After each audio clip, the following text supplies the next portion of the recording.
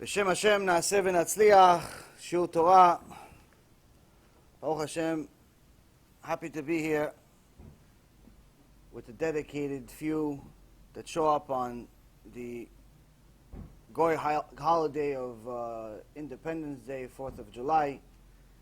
You know, sometimes you get so preoccupied with Torah, Zikray Rabim, Am Yisrael, you forget about the world that's around you.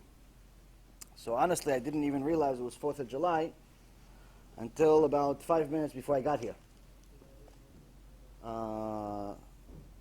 When someone told me they're not coming because it's 4th of July. So I said, I don't know, Hashem works on 4th of July, so why are we not working? We are supposed to and commanded to learn Torah all the time.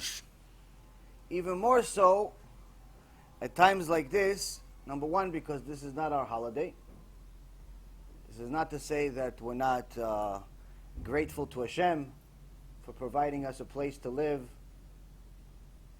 where we have freedom of speech and freedom of religion to some extent, and the ability to succeed, even in the exile. But yet we're always reminded that this is still not salvation. We're always reminded that this is still not the days of greatness, the days of freedom, the days that we've been waiting for over 2,000 years. And the things that remind us that we're actually still not home.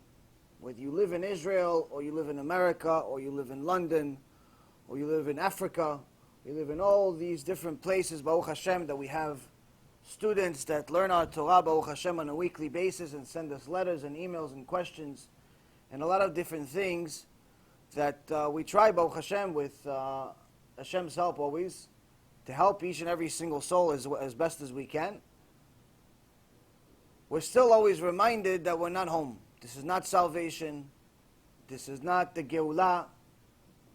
This is not the good times. And the way that we're reminded, unfortunately, is that there is no end.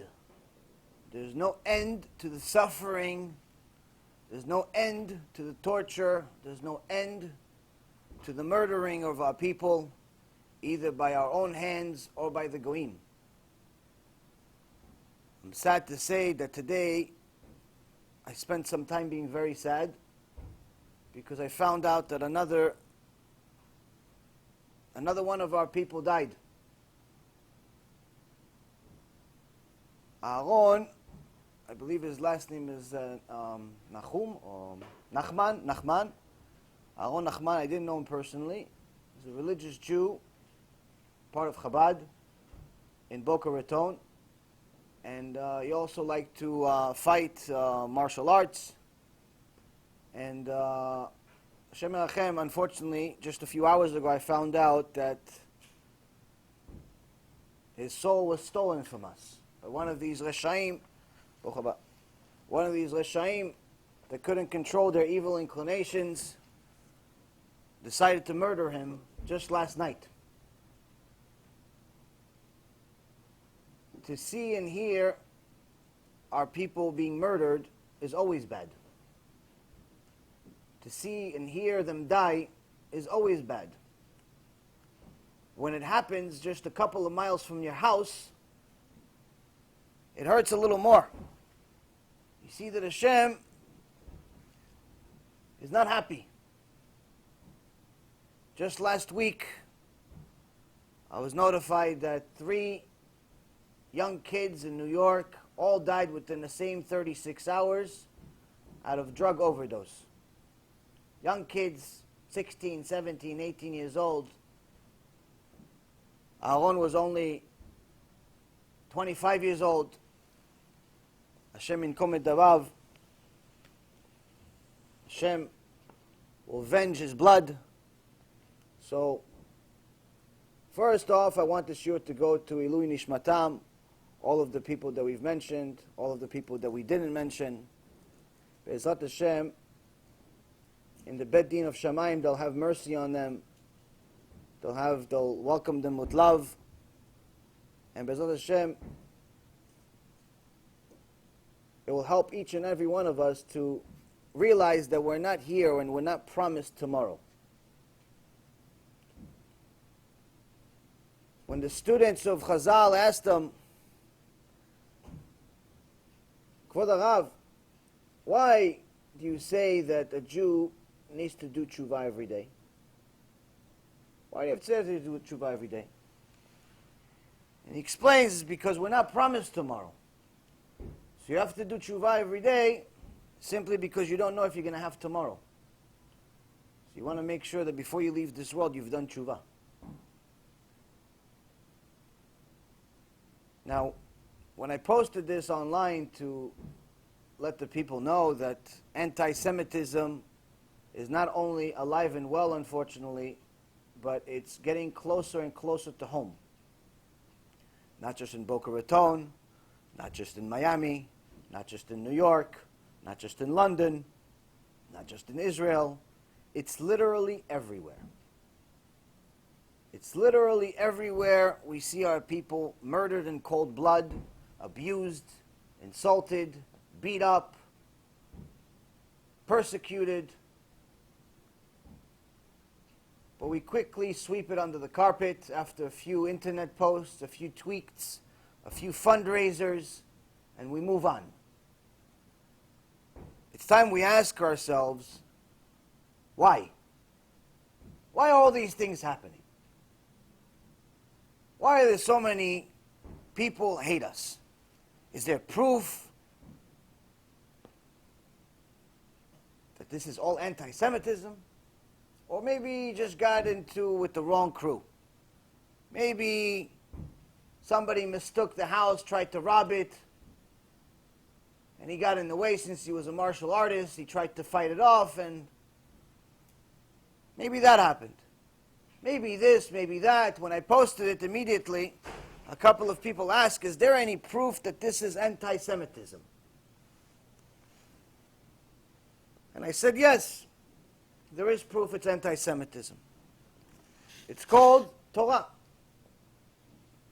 In Mount Sinai, Hashem Yitbarach met with Moshe Rabbeinu. And he gave him the entire Torah. He gave him the entire Torah, both the written Torah, the oral Torah. And he gave him all of the laws, all of the halachot. Halacha means it's law. Halacha means it's from Shamayim, from God. Halacha means it's indisputable. And one of the halachot, Moshe Sinai, that we got on Mount Sinai, is Esau soneh et Yaakov. Esau hates Yaakov. This is an halacha. This is a law of nature. This is a law of the world. It's not a possibility. It's not a likelihood. It's a fact. It's a reality. This does not necessarily mean that everyone that's a non-Jew hates Jews, because obviously, as you know, I have many non-Jew students that love Am Yisrael, love Hashem, love the Torah, sometimes more than many Jews. They're not Esau. Esau hates Yaakov. But the ones that don't hate Yaakov, the Rambam calls them Chasdei Umot HaOlam, the righteous amongst the nations. These are the Noahides that are the righteous amongst the nations. They love Torah, love mitzvot. Many of them want to convert to Judaism. Some of them can't, but still want to obey and observe the Torah completely. And these are the lovers of Am Yisrael, and these are going to have an amazing share of the world to come. The righteous amongst the nations are going to have an amazing share of the world to come. The Rambam says that the 7 Noahide laws are relatively logical. You don't need Torah to know that you shouldn't murder. You don't need Torah to know that you shouldn't steal. You don't need Torah to know that you shouldn't pray to some statue you bought from Chinatown. You don't need Torah for that. You just need a brain that Hashem gave you. That's all you need. On one end, this is the reason, since the 7 Noahide laws and all of the ethical laws, whether it be respecting your parents, and other things that are just generally logical. On one end, this is the reason why a penalty for violating the 7 laws of Noah is much harsher than violating many of the mitzvot. If a Jew steals, the penalty, and he gets caught, the penalty is that he has to pay double. If he stole 100, he has to pay 200. Unless he didn't get caught and he decided to return it, then he just returns what he stole. But if he stole and then he got caught, he has to pay double. That's the halakha. On the other hand, a non-Jew that stole 100 or 200 or 200 million, it's the same thing. According to the Torah, it's death penalty. It's heavenly death penalty. Now, obviously, we don't kill anyone today for stealing or really for most things.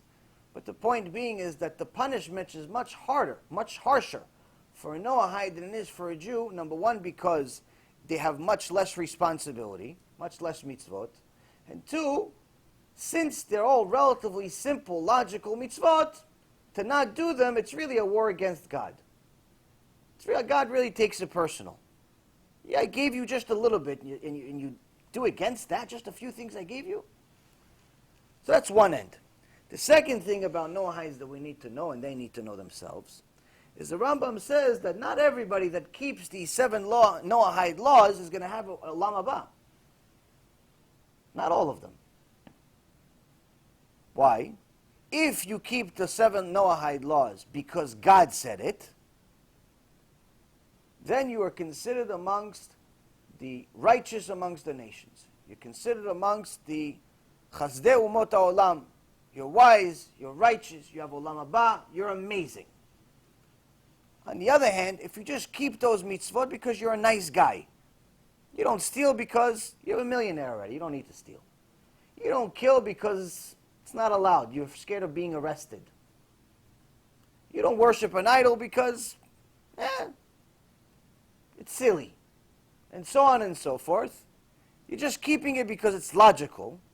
The Rambam says not only do they not get olam haba, but they're actually considered the tipshim amongst the nations, the fools amongst the nations. Why the fools? Because they're doing all the work without getting paid. You're already doing all the work. Why not at least get paid for it? The reward of olam haba, of eternity. So this is why some of the Rabbanim around the world are trying to get the non-Jews to do teshuva in their own way and get closer to Hashem and do what's right in the eyes of Hashem for Hashem, not because it's logical. But back to our issue of us being reminded that we're surrounded by the enemy in exile. Sometimes the enemy is within, and sometimes the enemy is around us. We're reminded by these murders. We're reminded by just all the difficulty that's around us. Even the sinners amongst our own people that wanted to celebrate this goal nefesh, this disgusting gay parade. They wanted to celebrate the gay parade in Chicago, and 3 of them went to Chicago to celebrate the gay parade, and they brought Israeli flags that had the rainbow on it, the gay rainbow on it, and they got thrown out because even the homosexuals don't want to accept Jews. This is just a reminder. We're not like you. We're not supposed to be like you. You're chosen, you're not. This is a reminder for those 3 people. You're not supposed to be like them. You're chosen. You're Hashem's princes. You're not supposed to be talking about your sexuality and your desires that you can't control and celebrate a war against God. You're not supposed to do that. And even they themselves are telling you you're not supposed to do that. Very similar to the story I told you one time that a friend of mine told me. He says he got arrested one time. He was a very, very established, successful businessman. He said he got arrested for something stupid one time. Silly, ridiculous. He got into a fight with his girlfriend or something. She called the cops, and the cops in New York, they don't think twice about arresting. They see someone. If he's alive, if he's moving, he gets arrested. Why? Doesn't make a difference. We'll figure it out in court. So he gets arrested for nothing. They don't even know. They didn't even give him anything. Just arrested him. He sits in jail, I think, almost 28 hours, 29 hours, a long time. And he says that, I realized that I have a problem when I was sitting amongst all of these gangsters. You know, they put you in, there's two cells. There's central bookings, and then there's an actual cell. So in a central booking place, there's like you're in one cell with 30, 40 other, you know, amazing people. And everybody smells good, and everybody's established and sophisticated scholars. So he says, I'm surrounded by these scholars, and a couple of these scholars that have scars on their faces, like they just came out of the movie Scarface, they look at me and say, so, what are you in for? Because I'm the only guy wearing a suit. Everybody else is wearing a little different clothes. Different clothes. Not exactly Wall Street. I ask him, what are you in for? He said, I got into a fight with my girlfriend. And they all look at me funny, he says. And then they asked me, what do you mean you got into a fight with your girl? You killed her? He says, no, I didn't kill her. You beat her up? You broke a few bones? No, I just yelled at her. And she got really upset. She called the cops. I said, wait a minute. You're here with us? What do you wear a suit? Where you work somewhere, you look like it's not a $5 suit. What do you do? Oh, I work on Wall Street. And I have this, and I have that, and I have this. And he says, well, I'm telling him the story. I'm starting to feel worse about myself. Because they're all looking at me funny. In the beginning, I thought maybe they're trying to rob me, but I don't have any money on me. So I said, okay, Baruch Hashem. But they're still looking at me funny. He said, at the end of the story, I told them what I have and what I built and what I did and what I did. And these two scar-faced looking guys say to me, what's wrong with you? What are you doing here? Why are you here? And they keep asking me questions that I didn't understand.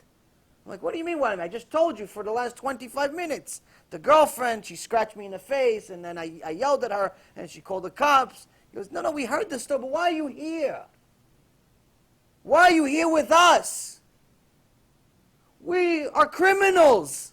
We sell drugs. He murdered a couple of people. This guy is one of the biggest drug dealers in Queens. This guy is a thief. This guy is a gangster. This guy's this. Everyone's got a sheet, it's a rap sheet the size of the Megillah. We are here every weekend. What are you doing here? You don't belong here. You have the whole world in your hand. You have a business. You have a real life. You went to college. You did this. You did that. And you're here with us. What's wrong with you? Don't you understand? You're not supposed to be here. And he says to me, I wanted to die. When the gangster explained to me how miserable my life really is and how much of a lie I'm living, I wanted to die. Because he was right. I was given an opportunity to be different, but yet I acted the same as the rest. Am Israel is called the chosen people. By who? By the one and only above. But yet, there's a price to pay to be amongst the chosen people. In this week's parasha, Parashat Balak, we are reminded of this price. In the beginning of the parasha, it says, Vayar Balak ben Tzipor et kol asher asa Yisrael ha'emori. Balak, the son of Tzipor, saw all that Israel had done to the Amorite. He heard about the war. He heard about how these people, they used to be slaves, but somehow, miraculously took over the biggest nation in the world, the strongest army in the world, and for the first and last time in history, the slave became the master. Never before and never again did a slave ever become a master. But here an entire nation that was servants for 210 years and had 86 years of hardcore slavery that we cannot even imagine, somehow, some way, miraculously became the master, to the point where the former master begged them to leave by giving them money. Begged them to leave by making each and every single one of them rich. This is why Am Yisrael left Mitzrayim rich. Each and every single person was a millionaire. But how do you go from being a slave with broken bones, missing eyes, missing limbs, weak from the slavery and lack of food and nutrition, to now you are a powerful army that just took down the Amorites? And Balak says, I'm worried. I'm worried about this nation because their power is not natural. It doesn't make sense. It doesn't make sense that a slave is somehow going to become the master. It doesn't make sense that a slave without weapons somehow won wars. It doesn't make sense. There has to be something. And he asks and he asks and he investigates and he finds out that there's a person by the name of Moshe Rabbeinu. Moshe Rabbeinu is connected to the one above, which Balak also believes in. Only difference is when Moshe Rabbeinu says something, the one above makes it happen. He says he has the power of speech. I need to find someone who also has the power of speech. There has to be something else to fight it. And he finds the wicked Rasha Merusha prophet Bilam. He says Bilam also is a prophet. Go find him and tell him to come help us. Tell him we need him to curse this nation before they come and they beat us too. So here we see that Balak, although he's not threatened by the Jews, they're not coming his way, they're not bothering him, they're not attacking him, they're not disturbing him,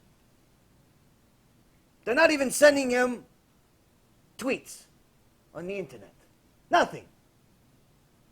They're not writing about him. They're not talking about him. Nothing. But he's bothered by the existence of Am Yisrael and their success. And he says, this I must end. And I will use everything I possibly can to stop it. So when you go to Bilam, tell him I'll pay him whatever price he wants. Name it. This is one of the many places we see that Esau sonnet Yaakov. Esau hates Yaakov. Not because it makes sense. Not because it's logical. But it's instilled within them because this is the test.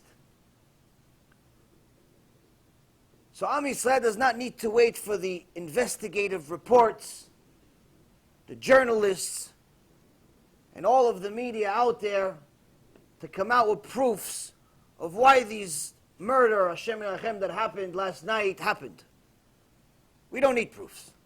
We have proofs. It's called Halacha. Hashem instilled into our haters to hate us. Why? To protect us. He needs the Goyim to hate us because he needs to protect us. Because unfortunately, despite the fact that the Goyim hate us, we still try to be like them. We still try to assimilate with them. We still try to be next to them, emulate them, celebrate with them. Even holidays like 4th of July, that has absolutely nothing to do with Judaism.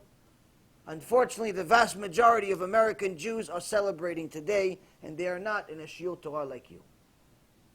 They're not. They're celebrating a day, an Independence Day, to a country that does not belong to them. To a place where the prophet Jeremiah says, this will be Edom, where Hashem is going to take us out of here, like he took us out of Egypt. This does not mean that we're ungrateful. It's just a reality. So now, when most Jews are celebrating with the Goyim, generation after generation, one holiday becomes another. 4th of July becomes Thanksgiving, and Thanksgiving eventually becomes Easter or Christmas. And unfortunately, many of the Jews have gone so far from Hashem Yitbarach that they feel 100% comfortable having a Hanukkah tree, thinking that this is just a nice thing to have. When I first heard about it, I was around 11 years old.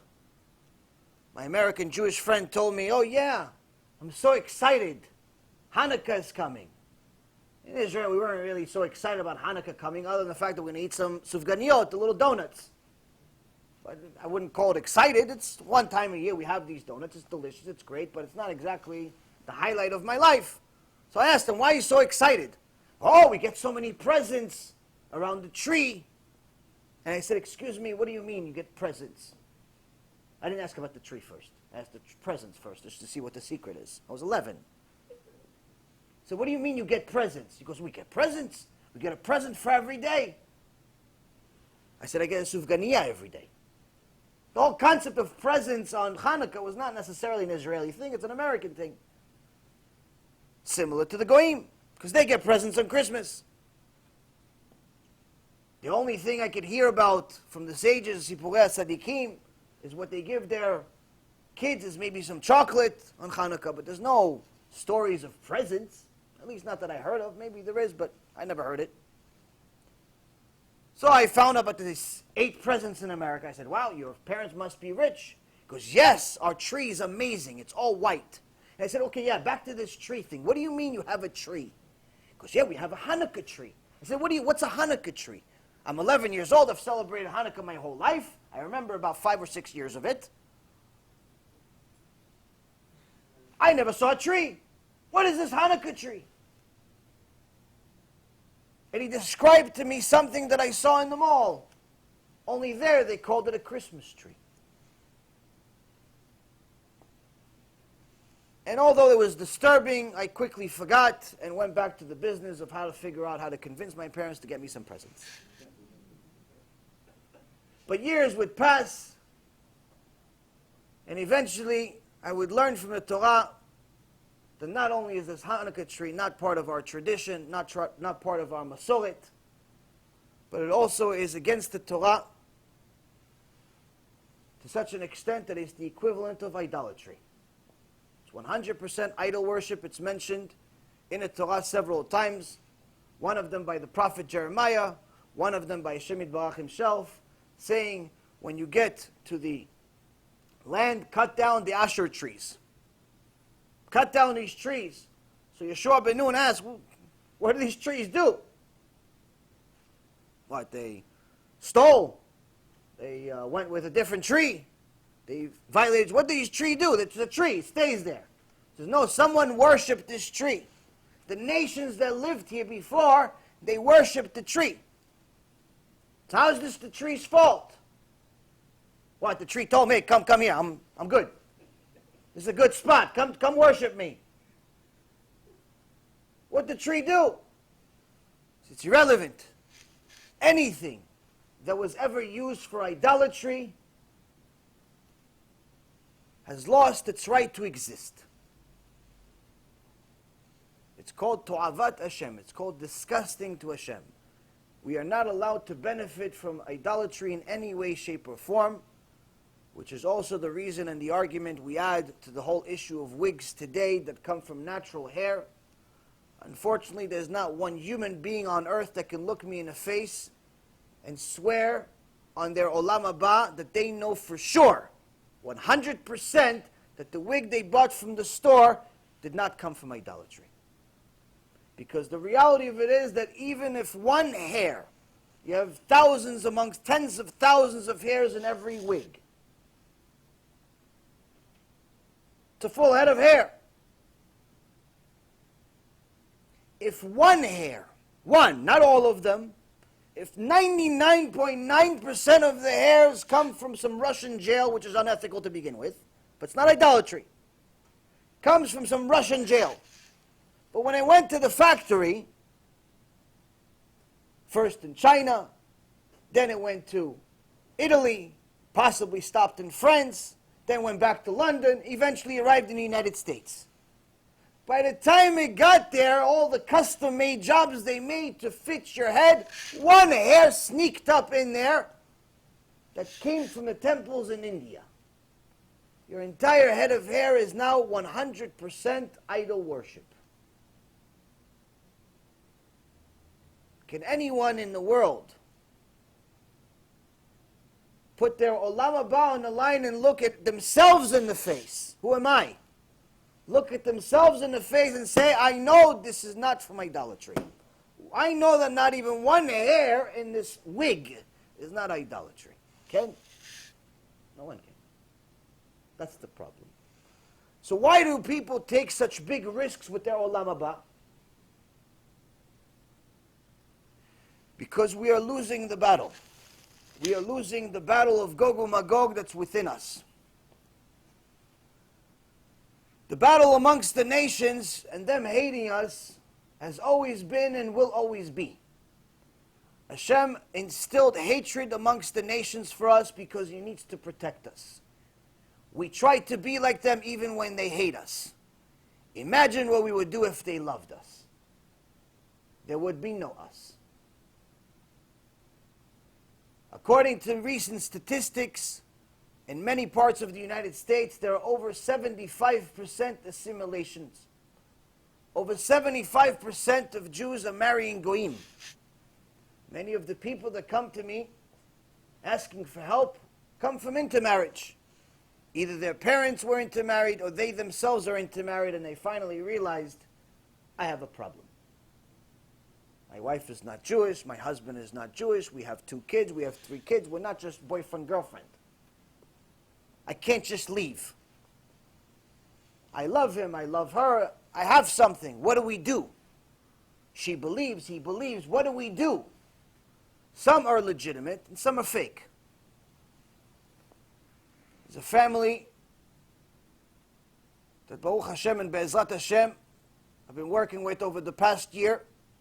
And BeEzrat Hashem, we will take them, the whole family, to the Bet Din in just the next few weeks. These people should have already been converted many years ago, but obviously they had their own tikkun and tests, and they withstood the test. And BeEzrat Hashem, they'll join Am Yisrael very soon. On the other hand, at the same time, another few came to me. One of them, I think maybe he will complete his conversion in about 50 years. Maybe in 50 years. The other one, I just don't think they'll ever complete it. They have 0 chance. And the other one is still unsure. How could it be that one comes after a year, finished, another one 50 years? How could there be such differences? Didn't they all say the same story? Didn't they all say, we want your Torah, we want your God, we want your people? Didn't they all say the same story? Yes, they all said the same story. But the story is nice. We don't convert because of stories. We convert because of actions. Conversion has 2 parts. 1, learn the material. Learn how to be a Jew. It's very basic needs to learn. You learn the basic halachot of all the mitzvot before you eat, the prayers, the holidays, Shabbat. Anyone that's truly dedicated can learn all of these things within a matter of a couple of months at most. They're truly dedicated, a couple of months. It's not rocket science. Basic. You're not expected to be Moshe Rabbeinu or Rav Yashiv. Expected to just know basics of how to be a Jew day to day. A couple of months, 2, 3, 4, 5 months. You're finished. That's the easy part. The hard part is making the life changes. It says be modest, you have to be modest. It says pray, you need to pray. It says have emunah, you have to have emunah. It says you have to have yirah, you have to have yirah. It says you have to read, you have to read. It says you have to be a Jew, you have to live like a Jew, you have to keep Shabbat, you have to make certain sacrifices, you have to change jobs, you have to change this, you have to change that, Hashem Elohim. All types of tests. You have to do it. That's the tough part. Everyone talks a big game, everyone knows about Moshe Rabbeinu, everyone knows the story, everyone watched the lectures. Easy. The information is easy, it's available, it's free. The hard part is doing it. And for all of those that are complaining about how they're having such difficulties in conversion, you should be reminded that the Jews have been fighting for existence, for the right to live, for over 3,300 years. Pogroms, inquisitions, holocausts have become a very much part of our life. We've been fighting to exist. For you to say that you're going to just join this special people just because you know a few laws and just because you started reading about Moshe Rabbeinu a couple of years ago and you just want to walk in and be part of the chosen people and think Hashem Yitbarach is going to make your test that much easier than the rest of his people, you haven't learned enough Torah. It's not that easy to be a Jew. But then again, we are reminded when we see so many converts that are making sacrifices beyond our imagination. One of the most invigorating experiences that I've had since doing teshuva and helping people do teshuva is seeing the lives of converts, other converts, and the sacrifices they're willing to make. It's invigorating. It's amazing. It helps me do teshuva. The sacrifices they're willing to make, some of them, I wouldn't be able to do. And I don't think anybody else other than them would be able to do. They got the test because they can pass it. Baruch Hashem, I didn't get the test. I got something else instead. Everyone gets their own test. But then when the natural-born Jews among us takes things for granted and says, I'll be a Jew sometimes. I'll come to a lecture except if it's on 4th of July. I'll come to the shul except not on Shabbat. I'll pray, but only once a day. I'll learn, but only when you're teaching. Not if anyone else is teaching, not if it's from a book, not if it's with a group of people. A lot of people want one-on-one. Every day there's at least 3 to 4 requests. I want one-on-one teaching. I said, me too. If I taught every single person that wants one-on-one teaching, I wouldn't have enough time to even breathe, let alone to teach. Everyone wants custom-made. Want to walk in, privileged. So Shem reminds us, you're not like the others. If you don't separate from them, I'll separate you. If you don't separate from them, I'll separate you. But when I separate you, it's going to hurt. It's going to hurt a lot. You're not supposed to do those things. You're not supposed to be among them. When I separate you, it's going to hurt.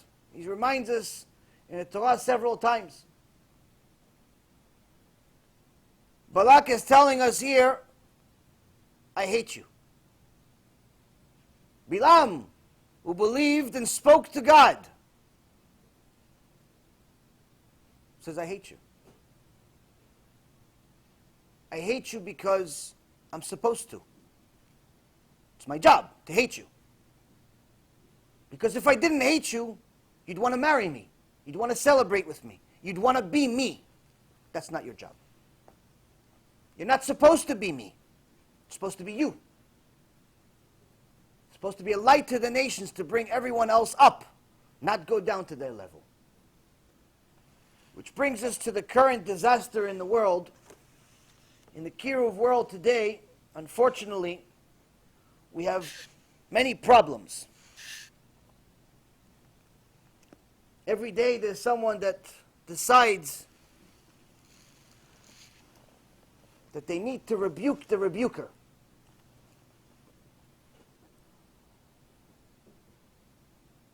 They see Mechalel Shabbat, lives next door to them for 5-10 years, they never say a word. They see the guy that's cheating on his wife, they never say a word. They're friends with the guy that's stealing, they don't say nothing. They hang out with the guy that's eating taref on a daily basis. I'm going to mind my business, I'm not going to tell him. He'll find out on his own. They see the guy driving to shul on Shabbat, 20 years. No one says a word. I don't want to turn him off. Instead, they contact me. And they said, you know, you shouldn't rebuke people. It's not a good way to help people do teshuva. It's not a good way to help people get closer to Hashem. You're supposed to do it out of love. You're supposed to do it, say nice things to them. Say that they're good and they're nice and they're wonderful and Hashem loves them, and that's how you help people do teshuva. And usually my question is, how many people have you helped do teshuva? And the answer is always the same: 0. Nothing. I said, how do you know this shita works then? He says, well, all the rabbis are using it. Look, Rabbi so-and-so, Rabbi so-and-so, he's got 500,000 followers. He's got 100,000 followers. He has an organization that gets $1 million a month in donations. He wrote 27 books. He did this, he did that. I said, okay, but how many people did teshuva? How many people did teshuva? He goes, well, if nobody did teshuva, how would he get all these donations? I said, donations don't mean somebody did teshuva. It just means donations. It means money came in. One thing has nothing to do with the other.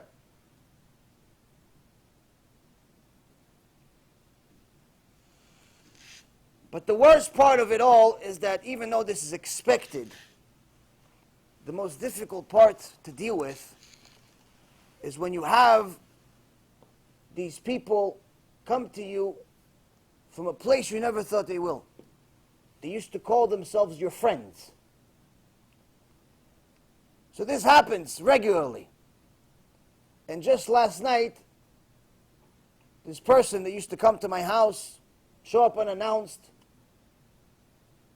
came and decided that it's time for him and his 0 experience to rebuke me and tell me that I'm not doing right, and I'm not doing this, and I'm not doing that, and he knows more than me, and he learned a lot more than me because he's religious from birth, and even though he's only 18 or 19 years old, that doesn't mean anything.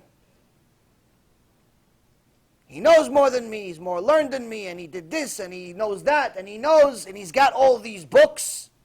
He's got a whole library of books, and he knows all of these tzaddikim that he's met in his life. The problem is that tzaddikim don't know him.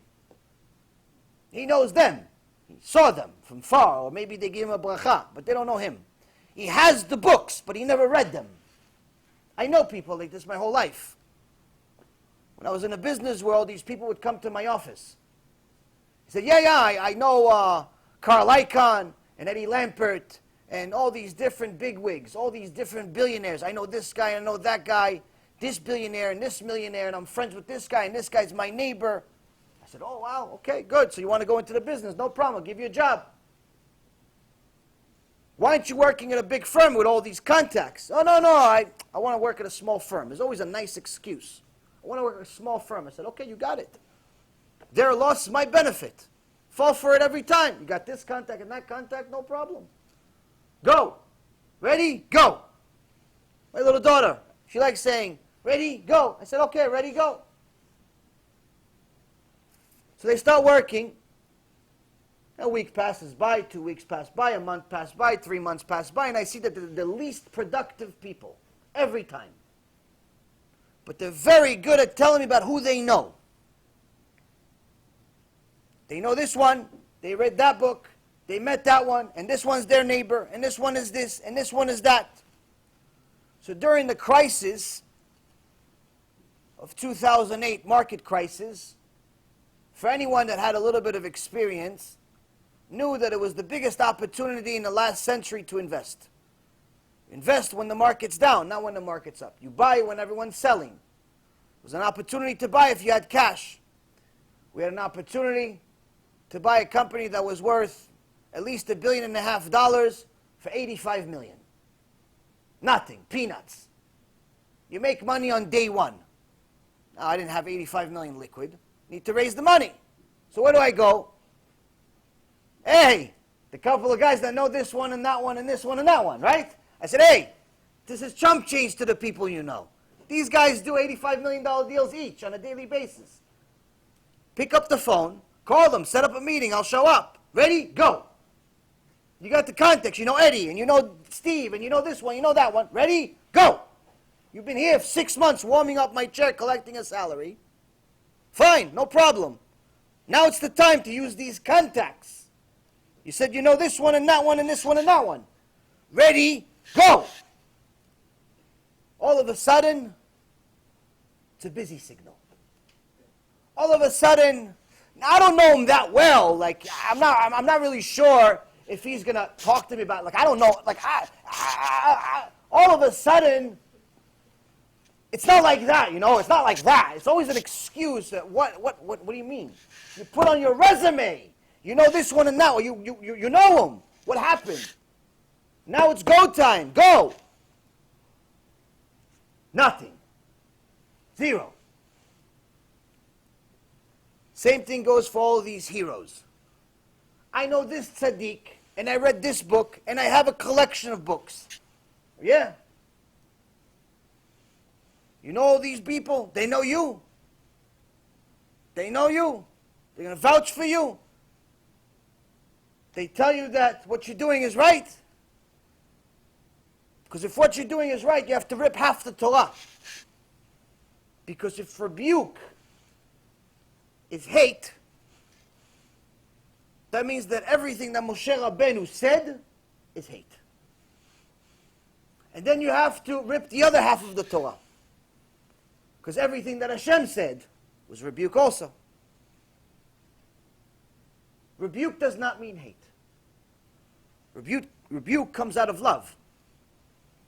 You rebuke someone to correct them because it hurts you to see them failing. It hurts you to see them going the wrong direction. You see your son keep putting the puzzle the wrong way. You're not going to let him just continue wasting his life with the wrong way. Tell him, listen, that one piece, it's going to ruin the whole puzzle. Just take that one out. Not because you hate him, because you love him. You see your son riding the wrong way, you're going to say, no, honey, it's the wrong way. You want to go that way. You see your neighbor doing something wrong, building something wrong, you say, hey, neighbor, that one thing over there, it's going to be in your way after you finish. You just don't see it now, but I have experience. By the time you finish, it's going to ruin the whole thing. You're going to have to destroy the whole thing. Oh, why'd you say it? Because I love you. Not because I hate you. But David HaMelech warned us about it.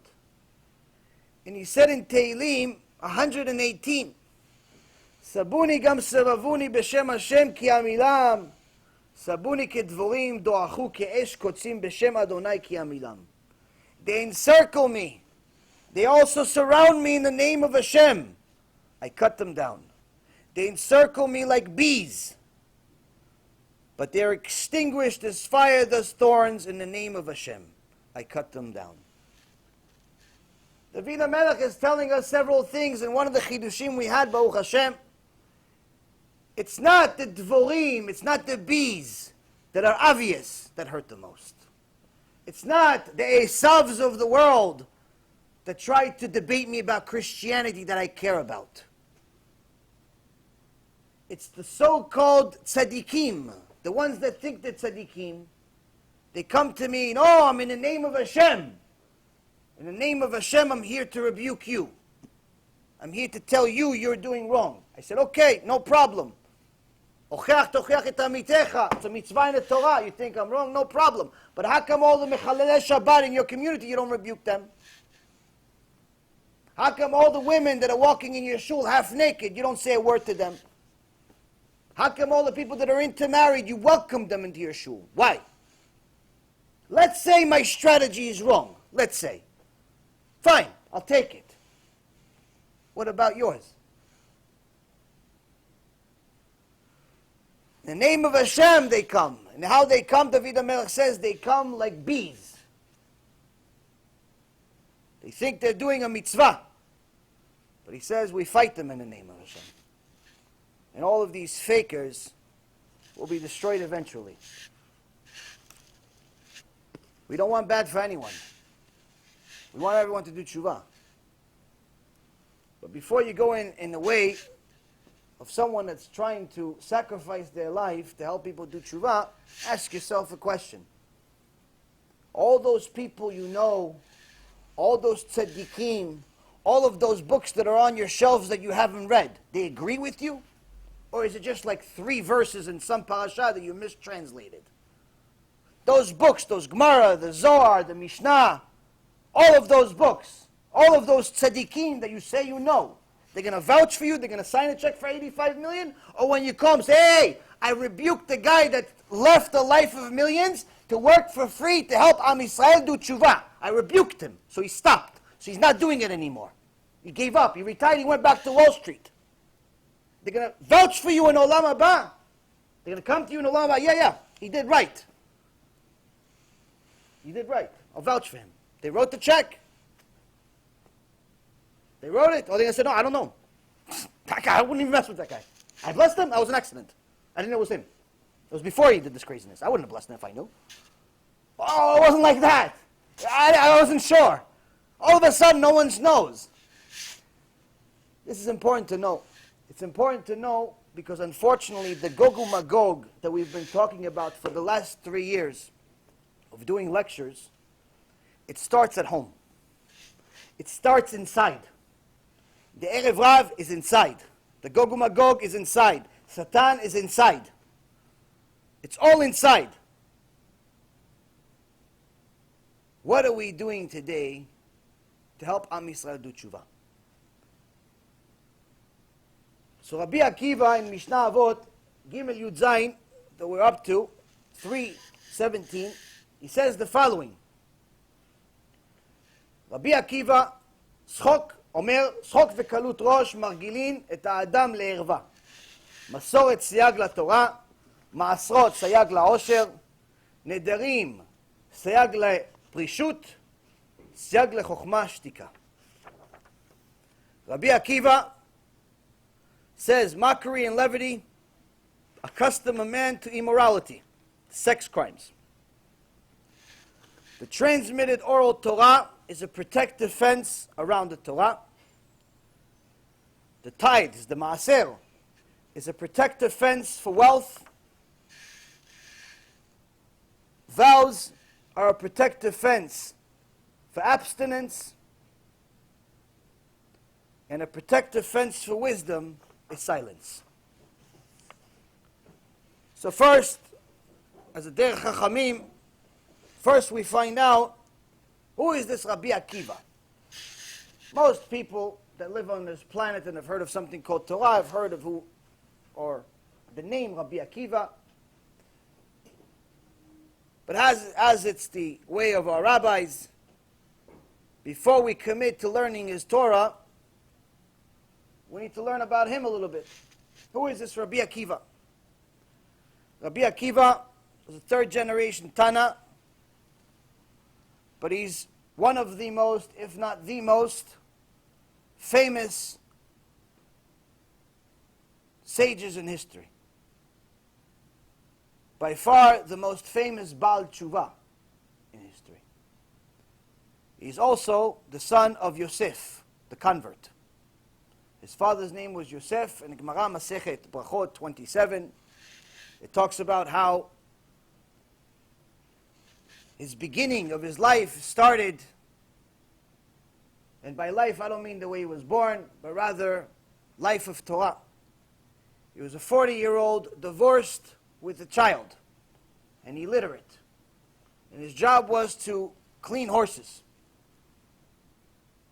for a very, very rich and wealthy person, and also righteous, named Kalba Savua. And Kalba Savua's daughter, Rachel, saw that this Akiva, it wasn't Rabbi Akiva yet, it was Akiva only. This Akiva has good midot, he treats the animals well. It's good character traits. And she said, if I marry you, do you promise that you'll spend the rest of your life learning Torah and becoming a Talmid Chacham? She didn't say, if I marry you, will you give me money? Because she already had money. Her father was one of the 3 richest people in the land. She didn't say, if I marry you, will you take me to a vacation or a honeymoon? She said, if I marry you, will you commit your life to Torah? Because the midot, the character traits that are hard to get, you already have a good foundation without Torah. I can only imagine what you can be with Torah. Rabbi Akiva, the son of a convert, tells us later in the Gemara, in Masechet Pesachim, page 49b, that before Rachel came into the picture, he actually hated Talmidei Chachamim. He hated them to such an extent that when he would see them, he would want to bite them like a donkey bites a person. So his Talmidim, his student said, you mean like a dog bites people, right? He goes, no, like a donkey. Because when a dog bites, he only bites the flesh. When a donkey bites, he breaks the bone. I hated them that much that I wanted to destroy them. So Akiva teaches us later on, after he became Rabbi Akiva, that Akiva hated Rabbi Akiva. Akiva hated Rabbi Akiva. Why did Akiva hate Rabbi Akiva? Because just like Esau sonnet Yaakov is alacha, it's part of the instilled nature of Esau. In the same Gemara in Masechet Pesachim, page 49b, it says, Am haaretz sonim talmidei chachamim. Yoter mi-Esav soneh et Yaakov. The ignorants, the ones who don't know Torah, hate the talmidei chachamim even more than Esav soneh et Yaakov. And their wives, even worse. The one who doesn't know anything, he looks at the one that knows, he sees, what does he know that I don't know? He knows some books in Torah on his shelf. I have other books. He has this Gemara thing, this Talmud thing, this Zohar thing, this Chumash thing. Okay, I got history, I got philosophy, I got Aristotle, I got Plato, I got this one, I got that one, I got the same books. He's got a library, I got a library. What's the difference? How is it that his library makes him content and happy when he has nothing? And my library in my mansion makes me more miserable. How could it be? How could it be that he's happy just opening a book and I can't wait to finish the book because I can't wait to buy another? Because this one just didn't do it for me. How could it be that he doesn't care about money? And as soon as someone comes for tzedakah, he just takes out whatever's in his pocket and gives it just to go back to his book. And me, when someone comes, I detest the fact that they came to me. Go work, I tell them. I worked for my money. You go work for money. Why are you coming to me? Why is he so generous when he doesn't have much, and I hate to give and I have everything? How could it be? He read books, I read books. How could it be? So Rabbi Akiva here tells us that the books, although it's just as much in quantity, what's in them is what makes Akiva into Rabbi Akiva. What's in them is what makes the person generous, loving, willing to sacrifice, and truly wealthy. As Chazal teaches us, who is rich? The one that's happy with his share. Regardless of what the share is. Whether the share is $5 or $5 billion. At the time Akiva met Rachel, he wasn't Rabbi Akiva. Instead, he was an illiterate 40-year-old man. When Kalba Savua found out that his daughter had secretly married this employee of his, he threw her out of the house. He told her that you're cut off from the will until you divorce him. She obviously did not, because her mindset was in a different world. Her mindset was that she wanted to be a part of the life of a true Talmid Chacham that comes from nothing. In the Gemara in Masechet Ketubot, page 62 and 63, it gives more and more details of the story.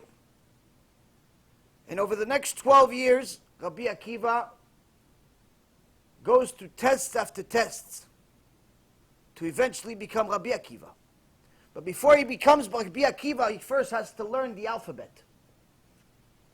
Because unlike many people his age, he never went to school.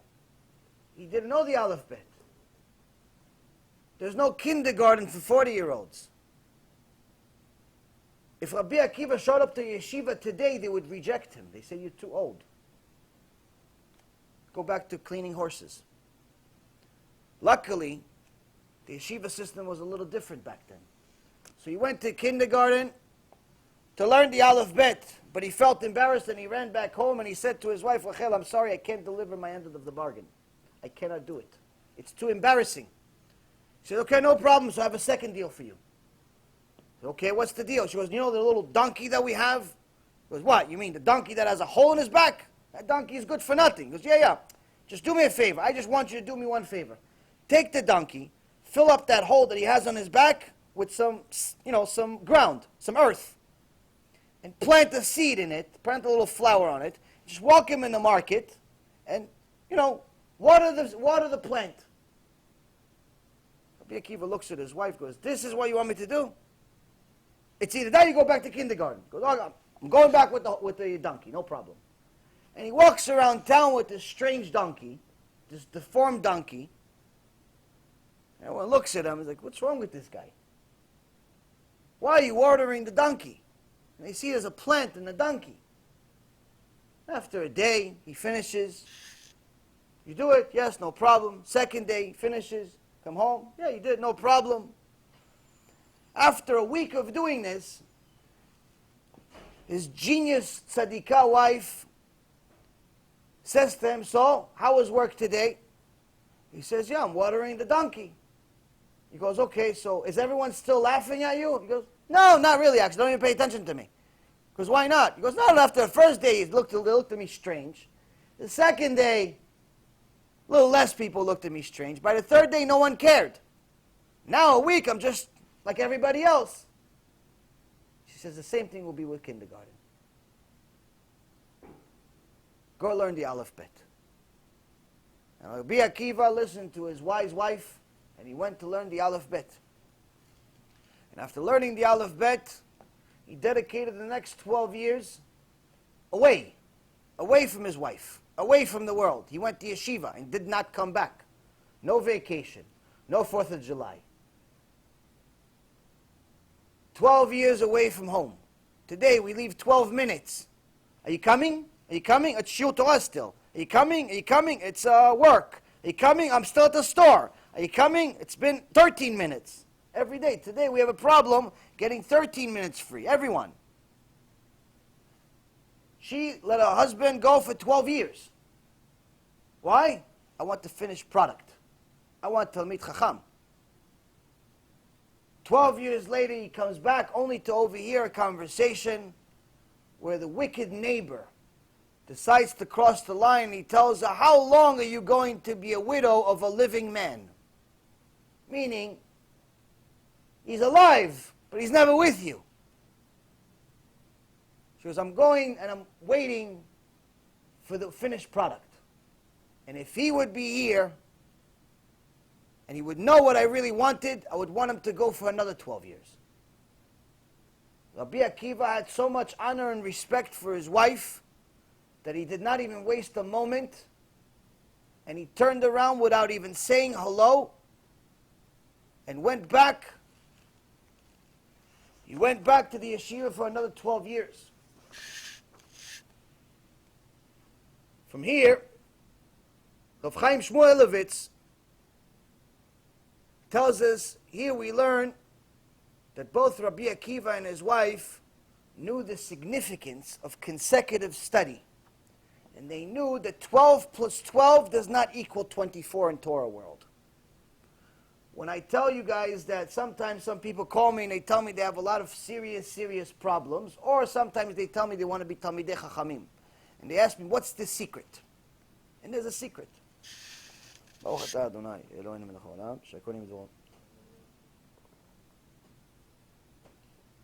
the secret? Now obviously there's many things to do. But one of the things that I tell them that I learned from my Rav is to learn with ta'ani dibur. Learn without talking. Anything other than Torah. Of course, when you learn Torah, you should spend as much time as possible, when you're learning from the books, to speak it out loud. Say the words that you're reading out loud. It's better for your memory. It's better for your study. But when you actually learn without talking about anything mundane, it's a different type of study. Many people go to yeshiva, go to schools, go hang out at the Beit Knesset, and they learn, but at the same time they're chit-chatting. Oh, what did Rabbi Akiva say? Yeah, what's the score? What's the score now? Oh, it's 4-1. Oh, what did Moshe Rabbeinu? What's the score now? Oh, it's 5-1. Every few minutes, every 15, 20, 30 minutes, disruption. You want coffee? No. You want this? No. You want that? Every few minutes is an interruption. What's the score? What time it is? Is your mom coming to pick us up? Is your husband here yet? Did you check your phone? Did you check what's on the internet? Did you see what happened in the news? Every few minutes is a distraction. Something happens in the world, the Satan is making sure you know about it. And if you are wise enough to shut off your phone, he's wise enough to send your friend to be your phone. Oh, did you see what was on Facebook? No, my phone is shut off. Oh, okay, you should check it out. Hashem Elachem, you start opening the phone, 25 minutes pass because you're on Facebook. What are you checking about? It's a new video about a cop helping the little ducks cross the road. And there's likes and dislikes, and maybe the ducks are straight, maybe they're gay, maybe they're politically correct, maybe they want to be politicians, maybe one of them is going to be the next president, maybe this guy gave tzedakah, the history of the ducks, what happened to the ducks. Oh, how many comments? You have one video, 50 million comments. What happened? You have 30 minutes of study, 35 minutes of Facebook, 35 minutes of chit-chat. So Rabbi Akiva is telling you 12 plus 12 in Torah is not 24. If you study consecutively, it's a different type of Torah. And Rachel knew it. When someone wants to get their studying to the next level, they have to learn with ta'ani dibur every day, not sometimes. Not because it's Asara Yemei Teshuva, the days between Rosh Hashanah and Yom Kippur. Not because Tisha B'Av, or right before Tisha B'Av. Not because it's Elul.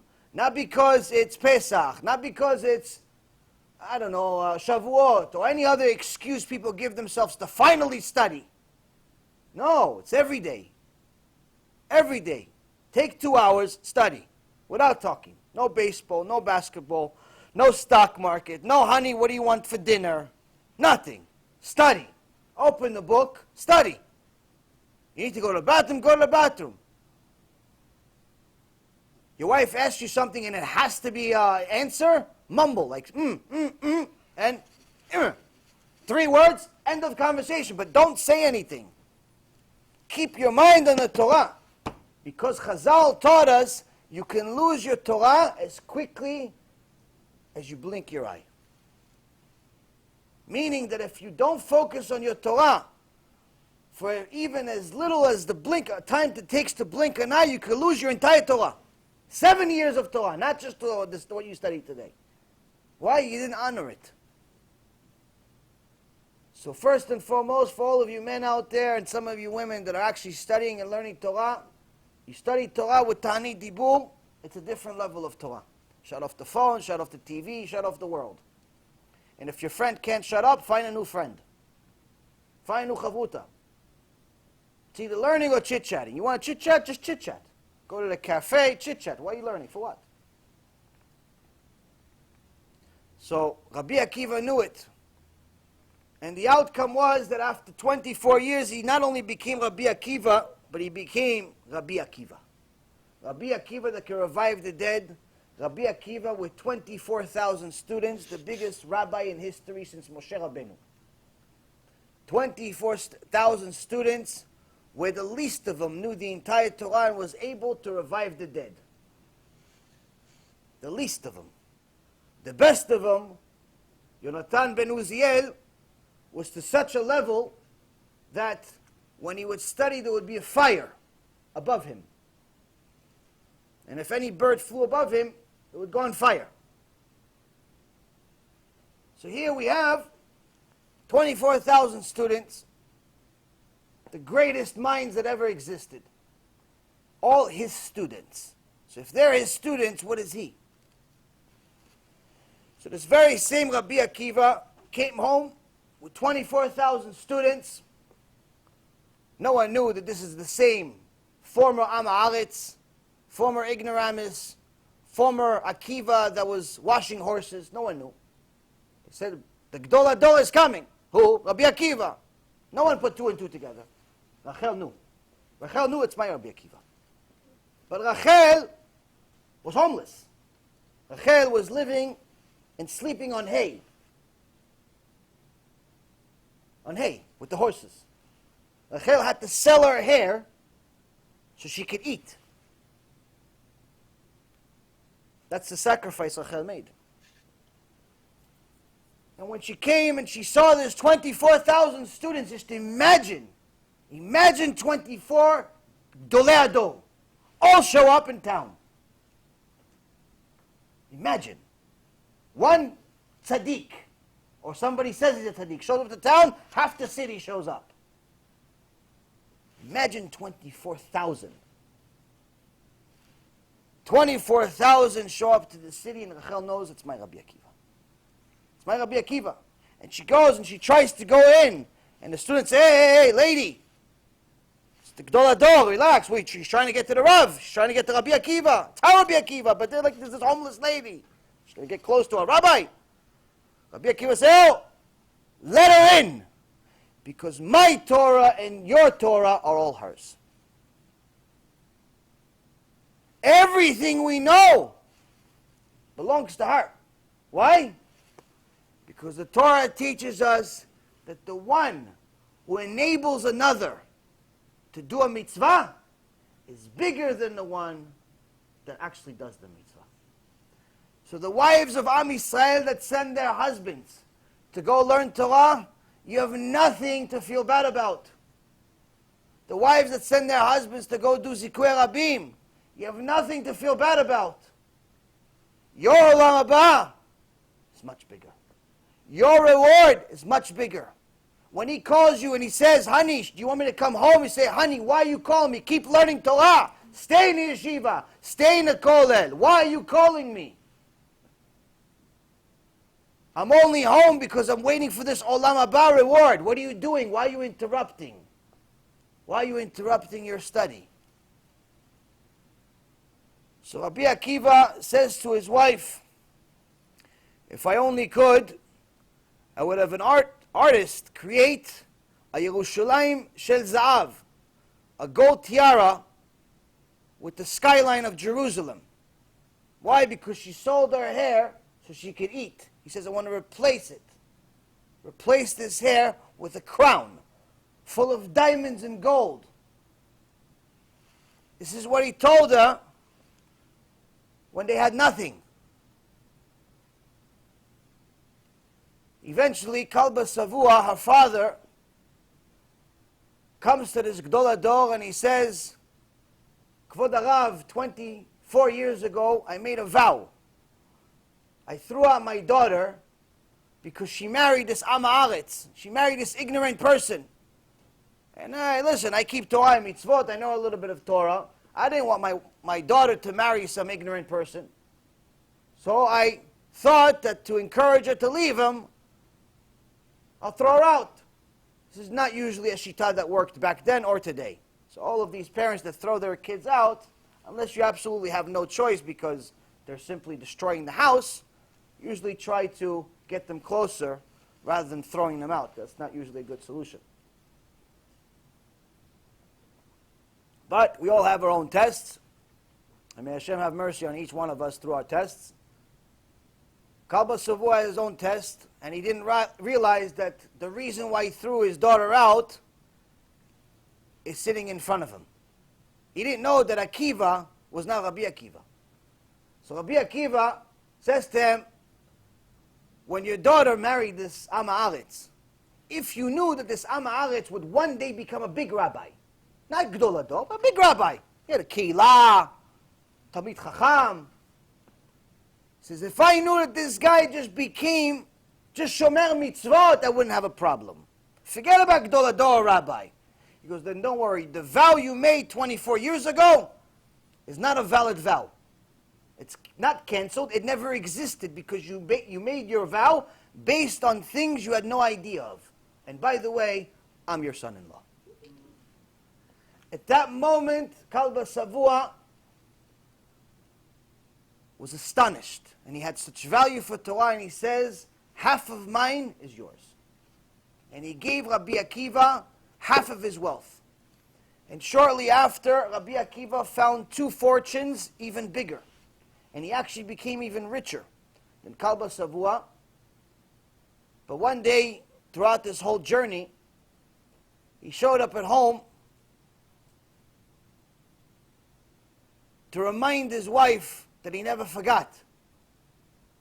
The minute he got money, he delivered on the promise and he gave her a crown that was one of a kind, of the skyline of Jerusalem, full of diamonds and jewels.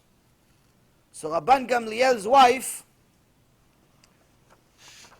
said to him, honey, I want to have a present like that. We're rich. Rabban Gamliel was very wealthy. Can you buy me something like that? And Rabban Gamliel answered her wisely, and he said, would you be ready to sell your hair so that your husband could go learn Torah?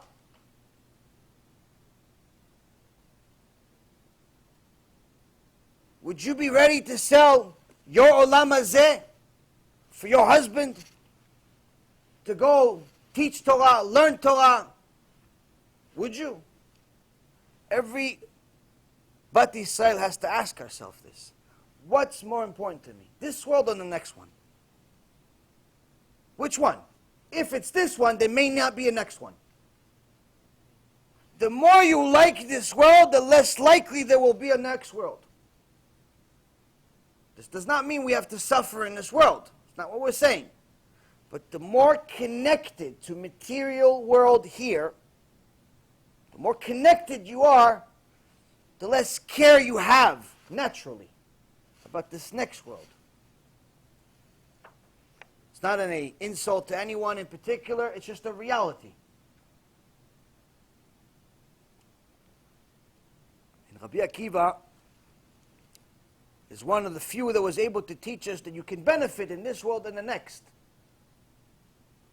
But your main concern, your main focus, your main energy is always on the next. It's always on the next, because the only thing that's in your hands is how your olam haba is going to look like. Your olam hazeh is not in your hands. Your olam hazeh, this world, that's just up to Hashem. Hashem wants to make you rich, I'll make you rich. Hashem wants to make you poor, I'll make you poor. Hashem wants to make sure that you have kids, you'll have kids. Hashem wants to give you a zivug, I'll give you a zivug. In Gemara Masechet Sotah, page 2, it says that the person gets the zivug like his maasim. He's righteous, he gets a woman that's modest. If he's wicked, he gets a prostitute. A woman that's not modest. Why? It says Rashi explains, If she's modest, then of course it's much more likely that she'll be righteous. So righteous with righteous. But if she's not modest, it's impossible for her to be righteous. So she's wicked, and she's with the wicked guy.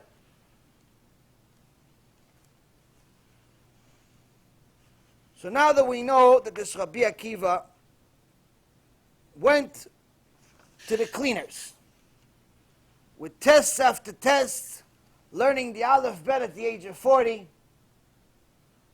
learning without seeing his wife for 24 years, sacrifice after sacrifice with no promise of tomorrow, no promise of success, no promise of nothing. Only promise he had was the promise that he made to his wife that this is what he would do.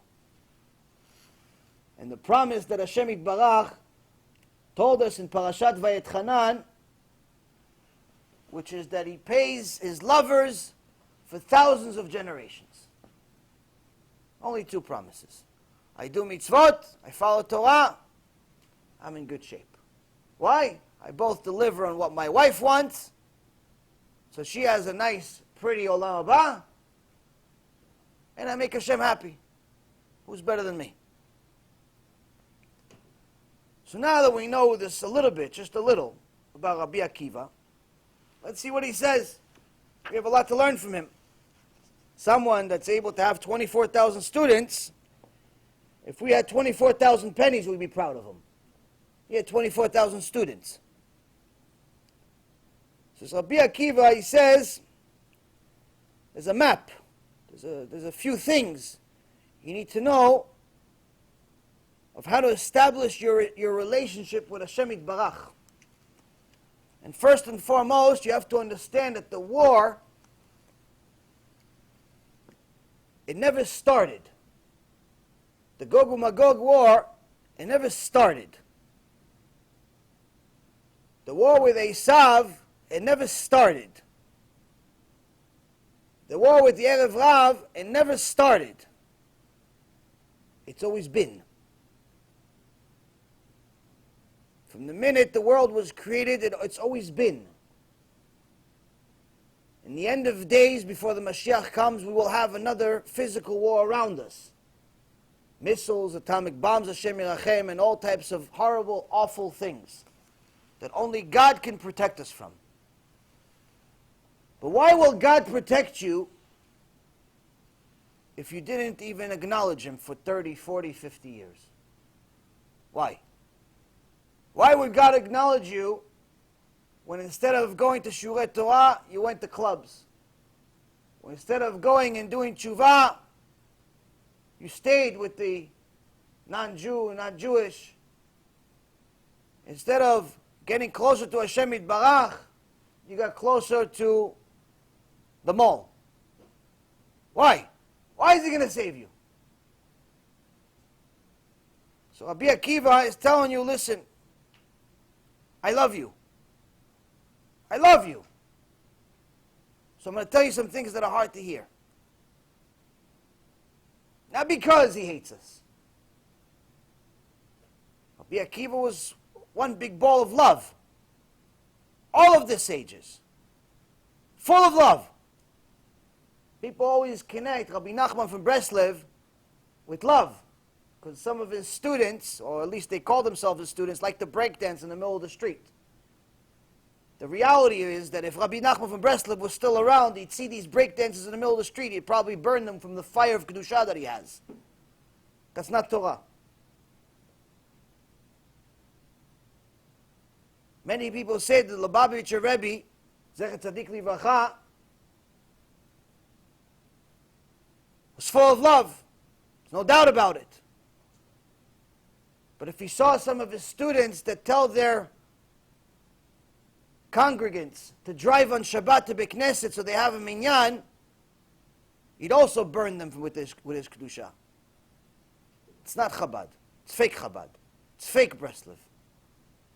Many of the people that call themselves part of one group or another, like we talked about last week, they're not really it. Many of the people that call themselves Orthodox Jews, they're not. Today I got a very, very sad and disturbing letter from a student of mine, and she says to me, why is it so hard for women of color and men of color, black women, black men, Spanish women, Spanish men, and so on, to join a simple congregation?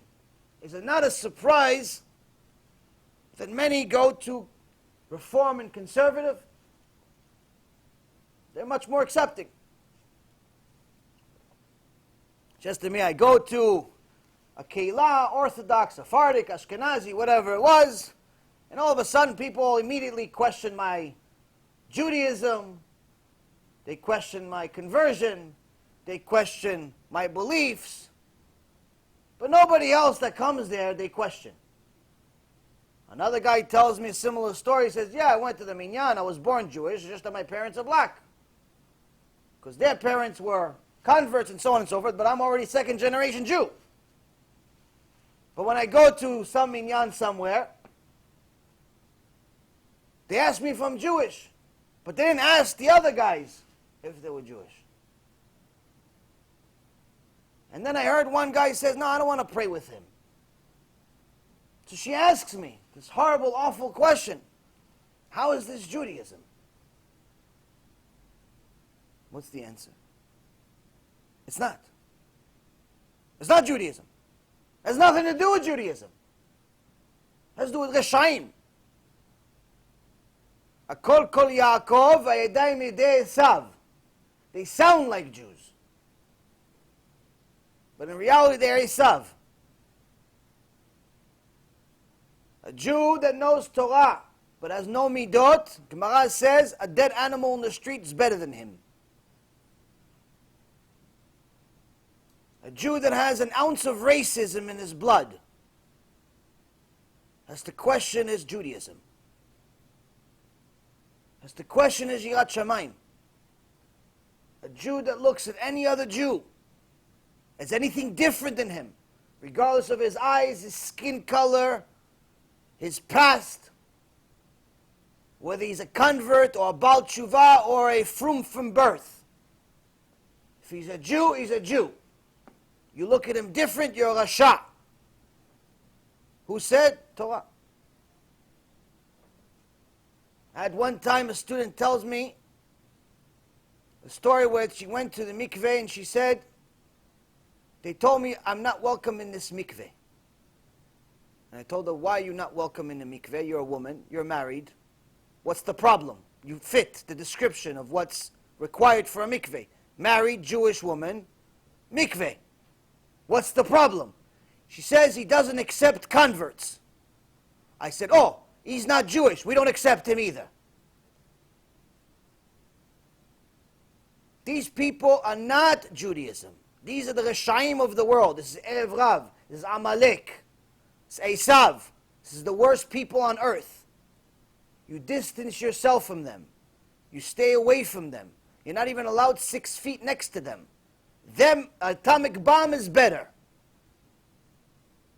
Because at least an atomic bomb kills bodies. They kill souls, these people. You stay away from them.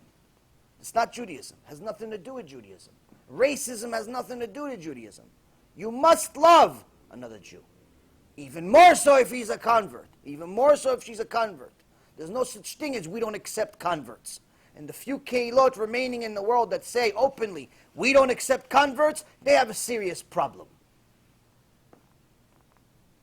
And I know better than most how much of that problem is, because most of their keilah members that are intermarried come to me. Oh, my wife wants to convert. I'm like, yeah, but your keilah doesn't accept converts. She goes, I don't care about the keilah. I care about my wife. I care about my Olam Haba. I saw your lecture. I realized Olam Haba is real. Hashem is real.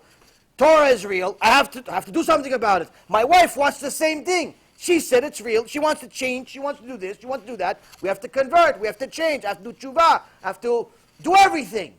I said, okay, no problem. Relax. What's the problem? He goes, well, I don't know. You're telling me that I can't do it because of my keilah? I said, no, I'm just saying that you can't go to that shul. He goes, yeah, but they accepted for me to come while I was intermarried. I said, yes, they'll accept you when you're intermarried, but they're not going to accept you when you're married appropriately to a convert. If you have no Olam Haba, they'll accept you. If you have Olam Haba, they don't accept you. You understand? This is the stupidity of today. This is the foolishness of what we got to. The guy that's intermarried to a Goya, come to Minyan, we need you. The guy that's married to a Jew that converted, but a Jew is probably more righteous than anybody else in this room. No, we don't accept. Why don't you accept? Because he's a convert. Yeah, but she's more righteous than you. She knows more Torah than you too. What's the problem? No, it's a takana. It's a takana. We changed something. A rabbi said, okay, the takana, fine. She's a Jew. The takana was for someone not to convert. She already converted. It's finished. To encourage conversion within your community, no problem. But she's a Jew already. She's a Jew already. You have to love her. The Torah says you have to love her. Your takana is not above the Torah. So the reality of it is that people smear Judaism with their garbage. They're racist sometimes. They're prejudiced sometimes. But I want to remind everyone that's not Judaism. The only thing that makes Judaism Judaism is the Torah. If what is being done conforms with the Torah, it's Judaism. If it's against the Torah, it's not Judaism. It's people. People are people. Judaism does not depend on the Jews. Judaism depends on the Torah. Sometimes the Jews are the best representation of the Torah, and therefore they're the best representation of Judaism. But sometimes not. Sometimes no. The prophet Yehiskiel told us a little bit about this. And after seeing all that's happened, he says it's time for the end of days. The prophet Ezra. It's time for the end of days. It's time for the salvation. It's time for good. Time to do teshuva. In chapter 9 of Ezra,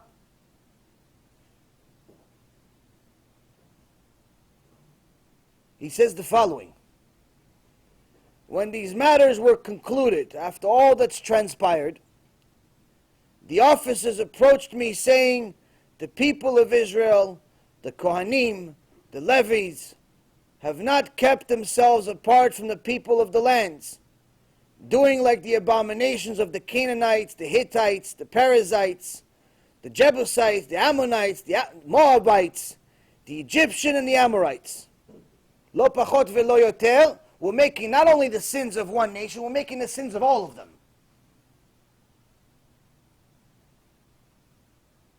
Not just America, but America, Africa, Europe, China. We took everybody. We make sins like that, we're going to do it here. He does idol worship, we'll put that Buddha in our living room. He does a cross, we'll put a Christmas tree in the house. We'll call it a Hanukkah tree. They have homosexuals, we'll have a parade for them. All this craziness, it says all of the nations, the worst of all the nations, they're doing all of it. For they have taken their daughters in marriage for themselves and for their sons, and the sacred offspring of Israel have intermingled with the people of the land.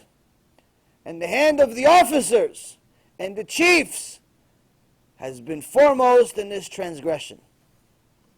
He says not only is Am Yisrael is making the sins of all the nations, not just them, all of them. So at the time of Ezra. But who's leading them? Who is the biggest sinners? Who is telling them, go, ready, go? Who? He says the rabbis, the leaders. They're telling them, ready, go. They're the biggest sinners. They're also intermarried. They're also going with people they're not supposed to. They're also going to the parades. And Ezra says, when I heard this, I tore my garment and my cloak, I tore my hair from my head and my beard, and I sat down in silence. Ezra sat Shiva on the entire nation. He says, this, if Hashem doesn't destroy us now, what will be left? Baruch Hashem, Hashem has a lot of mercy for us. And He continued giving us more and more opportunities. The problem is that we're making the same problems now. But we don't have Ezra. We don't have a prophet. And anyone that tries to tell people things that the prophet said, they say, no, it's too much. It's too much. Don't tell people the truth. Don't. It's too much. You hate them. I'm like, why I hate them? Why I hate them? You hate them. Why? Tell them to keep Shabbat? Yeah, you hate them. Why? Tell them to keep kosher? Yeah, you hate. That's hate. It's hate speech. What? To tell them to have Olam Haba? Yeah, exactly. That's hate speech. Keep them. Love them as they are. Yeah, but if I love them as they are, they go to Gehenom. If I love them as they are, they're going to hate me. If your son was about to hit by a train, you tell him to get away? Tell him move? Or you tell him, no, I love you, so I'm not going to tell you what to do. With love like that, who needs enemies? Who needs these enemies? We have them home. So Rabbi Akiva says, first and foremost, know what to stay away from. First and foremost, mockery and levity accustom a man to immorality, sex crimes, promiscuity. There's a klal gadol b'Torah, en apotropus la'arayot. There is no guardian for sex crimes. Sex crimes is something everyone can fail to. Everyone. Who said this? Rabbi Akiva. Rabbi Akiva said, how do you say it? He used to make fun of it. He says, why are you so worried about erva? Why are you worried about sex crimes? Got 24,000 students.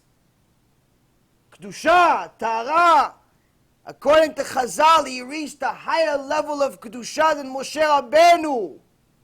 Moshe Rabbeinu saw in prophecy the future in Mount Sinai. He reached the 49th level of Kedusha. He says, Hashem, who's that? He says, that's Rabbi Akiva. And Moshe Rabbeinu sat in the class of Rabbi Akiva. And he sees that Rabbi Akiva is teaching halachot, teaching the laws of the Torah. How? From the crowns on each one of the holy letters. The crowns. We don't even know how to write the Hebrew letter the right way. He was teaching halachot, secrets. Secrets from the little tiny little dot on top of each letter. That looks like a crown. Teaching laws from it. Moshe Rabbeinu says, Hashem, I don't understand what he's talking about. He started feeling bad about himself. Until Rabbi Akiva finished the shiur and he says, everything we just learned is from Moshe Rabbeinu. So Moshe Rabbeinu calmed down. But he says to Hashem, if you have somebody like him 1,000 years after me, why are you giving me the Torah? Moshe Rabbeinu said, why you give me Torah? Give it to Rabbi Akiva. Hashem says, be quiet. Be quiet. I give you the Torah. Certain things we know, certain things we don't know. Certain things are secrets are for him. Certain secrets are for him. Like it says in Deuteronomy, chapter 28, verse 27. Secrets are his. Why he decided to give it Torah to Moshe Rabbeinu, not Rabbi Akiva, tells Moshe Rabbeinu, that's for me to know. Why was Rabbi Akiva's ending, his end of his life, so horrible, so horrific? The Reshaim, the Romans took his body and started peeling it like you peel an apple. We'll learn more about that BeEzrat Hashem right before Tisha B'Av. Something we need to know. We need to know what it means Esau hates Yaakov. Today is not the time. But Moshe Rabbeinu says, that's Torah, v'des chara, that's the Torah and that's its reward. What happened? Why are you giving such horrible ending? Hashem says, be quiet. Certain questions he'll answer, certain questions he won't answer. The truth is that every single mitzvah, we don't know the real reason of why we're doing it. There's not a single mitzvah. We know the real reason of why Hashem wants us to keep it. Not Shabbat, not Taharat Mishpacha, nothing. There's ta'amim. There's little flavors, little things that we know that are benefits from them. Little things that we know that are good about them. But it's not the real reason. We know that if someone doesn't keep Shabbat, we know there's a list of punishments. We know somebody keeps Shabbat in general, they're closer to Hashem, they have a better life, they have better closeness with their family. There's countless benefits. It's better for parnasah, it's better for a lot of things. We know when somebody keeps taharat mishpacha, it's better for marriage. There's much more attraction between the husband and the wife. We know there's benefits. But just like the para aduma we learned about last week, that's all of the mitzvot. All of the mitzvot, we don't really know the real reason. We know ta'amim. We know a little bit of each one about some things about them. But the real reason, we don't know. Hashem knows. He says, I'll give you some taste on most of the mitzvot. I'll give you a little bit of a taste of why I like it. A little bit. Not the whole thing. Not the real reason. A little bit. I'll give you, this one is good for this. This one is good for that. This one is this. This one's that. But that's benefits. It's not the real reason. Real reason, I said so. That's the real reason.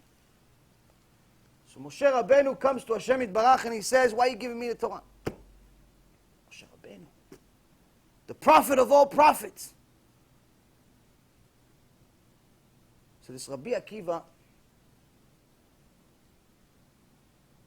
he used to make fun of anyone that's worried about failing for sex crimes. How do you fail for sex crimes? Well, you have an empty mind. You don't know Hashem is watching. What's wrong with you? Until the Satan comes to him as a woman. The Satan himself, Gemara says, Satan himself came to Rabbi Akiva as the most beautiful woman that ever existed. And Rabbi Akiva almost made a sin with her. Until the Satan turned around and says, I'm the Satan. And you are lucky that in Shamayim they scream, be careful of Rabbi Akiva, because his Torah is holy. Everything he learned in his Torah is changing the world. Careful of his Torah. Because if it wasn't for your Torah, I'd rip you apart right now. It's the only thing that protected you. But if Rabbi Akiva says, En apotropos la'arayot, anyone can fail, including me, it's easy to understand why at the beginning of this Mishnah, he says, when there's mockery, there's levity, and ha ha ha, instead of a shiur Torah, they have a comedy session. You ever see one of those? People go to shiur Torah, finally you got them to shiur Torah, Mr. Rabbi gives them an hour and a half full of jokes, 3 minutes of Torah, mentions Moshe Rabbeinu. Even worse, the whole crowd is full of women. Be careful of rabbis that focus only on women. Now, teaching women throughout history, it's always been allowed under certain circumstances. But a rabbi that focuses only on women, it's a problem. It's a problem. It's a problem. When I went to Los Angeles, I did a shiur over there. I did one of the couple of big lectures over there. About a year and a half ago, one of the places I did a lecture, it was relatively early, so after we finished, there was somebody else that came. I see this tall, long-bearded rabbi, his wife, or somebody, and then I realized, no, it's not his wife, it's a student. I said, okay, they're kind of close, but it's interesting. And then I see there's a lot more students. But one thing that all of the students had in common, the reason why I thought it was the wife, is because one of the things that a lot of the students had in common is that they all wore tank tops.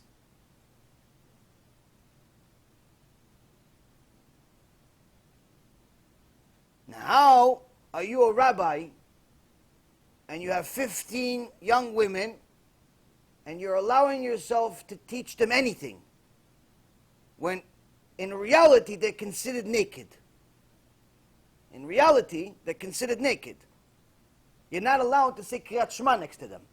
You're not allowed to say Shema Yisrael next to them. You know that? But he's got 15 women sitting on the couch over there. You know, I was waiting outside for somebody for a long time, so I happened to peek in. It was all glass. And see, they're all sitting, lounging on these couches.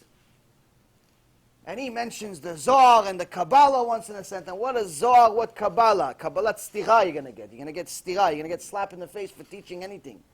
Teach them how to wear clothes. Teach yourself how to close your eyes. But they're all laughing and joking and ha ha ha ha ha. Everybody's having a good time like it's a pub. Unfortunately today, there's a lot of these. There's a lot of these.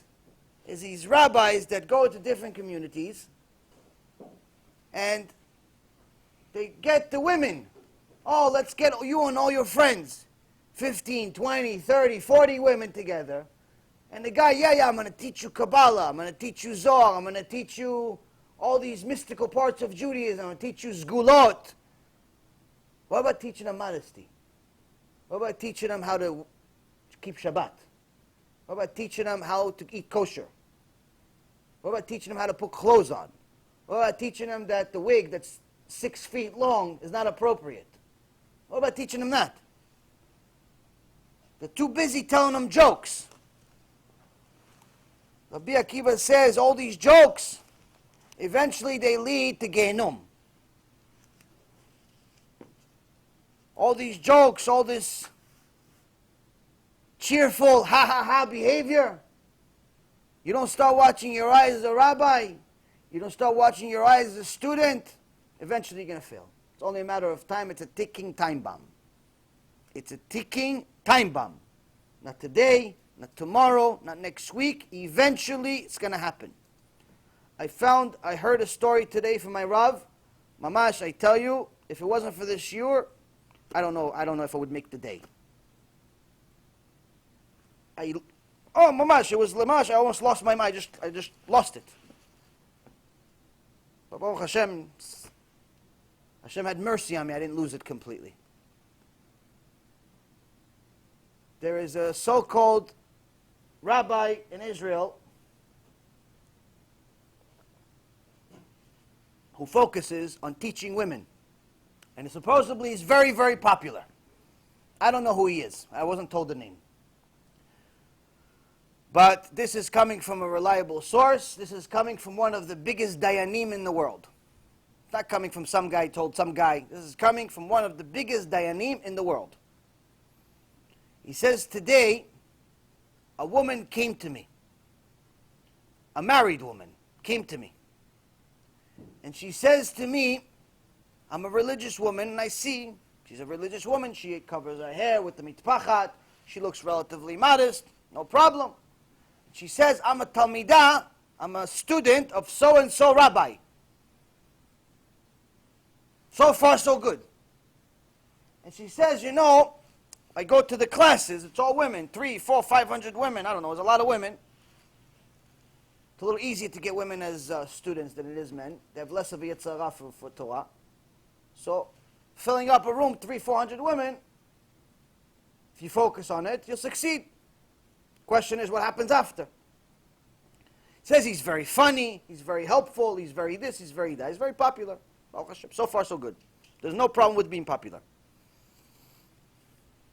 He says, but you know, I started talking to him and I told him I'm having a lot of marriage problems. I'm having a lot of marriage problems. And my husband is this and my husband is that. And he told me, you know what, I'm also having marriage problems. My wife is this and my wife is that. And you know, we became friends. We became friends after the lecture. We became friends.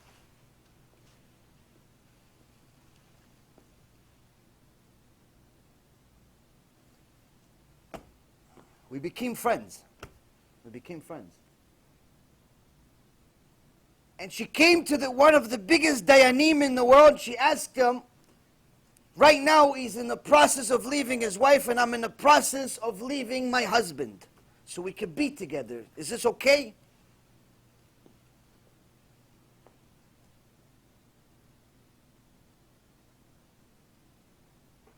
This is Churban Bet HaMikdash. This is Churban Bet HaMikdash. There's actually a story in the Gemara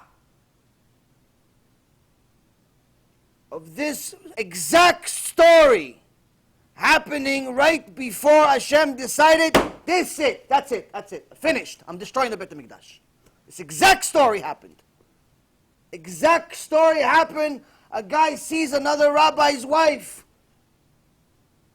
And he tells the guy, listen, I don't think your wife is treating you right. I think you should divorce her. The guy listens to his rabbi. Just like this husband is listening to this rabbi and sending his wife to this rabbi. Little does he know that the rabbi is eventually going to marry his wife. Well, that's the plan, unless Hashem kills both of them.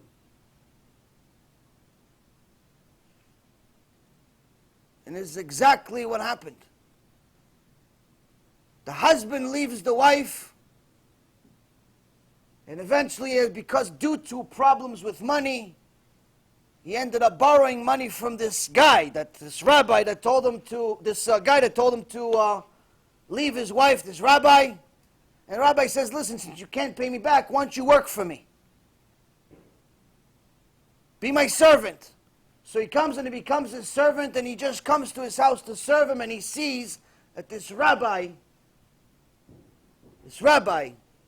is sitting next to his new wife, drinking coffee, and he's the one serving the coffee. At that very moment, the Gemara says, Hashem decided, that's it, I'm destroying it. I'm destroying the whole thing. And if it wasn't for Noach, I'd destroy the entire world. This exact same thing is happening right now in Jerusalem. Same thing. Same thing is happening right now. You understand what's happening in the world today? You understand what's happening when you don't have Yirat Shamayim? You don't have fear of the Almighty. You don't think about, what does Hashem think of me befriending one of my students? A woman that doesn't belong to me, that belongs to another. Do you understand what happens when there's no Yirat Shamayim? Do you understand now? Do you understand why Churban Bet HaMikdash happened? You don't need Tisha B'Av to learn this. This is happening. The Gog Umagog is inside you.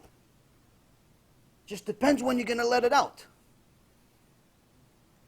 Rabbi Akiva says, be careful of these jokes. Be careful of this funny rabbi that makes the women laugh. Be careful. Want to make a joke once in a while, no problem. Good, you're livening people up. There's even a Gemara about it. Start a shiur with a joke. But it says start a shiur with a joke, not a shiur of jokes. Start a shiur with a joke, not a shiur of jokes. You understand? Milah de bdichuta. One word of joke. One word of joke. Not a shiur of jokes. So the rabbis that are trying to make the women laugh, because women are easier to make laugh. They're easier customers. They're easier customers with humor. You want to get to a woman's heart, make her laugh. Rabbi makes a woman laugh, she loves him. She'll give him a mortgage if she can. And a Rasha rabbi will take advantage of it like it's happening right now. Be careful. Rabbi Akiva says, this is Churban Bet HaMikdash. And Rabbi Akiva knew, because Rabbi Akiva was alive at the time of Churban Bet HaMikdash. He saw it.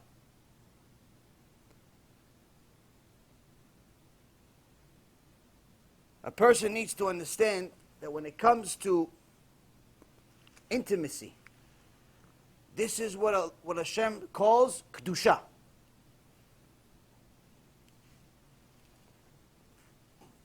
We learn a lot of the intricate details of arayot, intimacy, what's allowed, what's not allowed, from Hashem when He says, Tiyu Kedushim, be holy, because I am holy. We learn from the Rambam in Sefer Kedusha. Sefer Kedusha in Mishnah Torah has the Ilchot Isurei Be'ah. Ilchot Isurei Be'ah is all about intimacy. Chazal understood the yetzirah of intimacy, the yetzirah of sex crimes, of arayot. It says no one is above it. You could be Kohen Gadol for 100 years, you're not above it. You could be Rabbi Akiva, not above it. You could be Rabbi Meir Baranes, you're not above it. You could be Gdol Adol, whatever. Learn Torah 24 hours a day, you're not above it. Always, always protect yourself against sex crimes. That's why it's in our tefillah. Don't follow your heart, don't follow your eyes. Why? It starts with what you see. You let your eyes see modest women, eventually you're going to fall. You let your heart focus on what's happening out there in the world instead of the kedusha that you're supposed to focus on, you're going to fall. You're going to fall. Chazal was so scared of falling, there's actually halachot in the Torah that they describe us to see how far we are. The Rambam says in chapter 21 of BeEzrat Be'ah, in the second halacha, it's even forbidden to smell a woman's perfume that's not your wife. A woman that's not allowed to you, whether it be your sister, your mother, a married woman, you're not even allowed to smell her. Smell her perfume.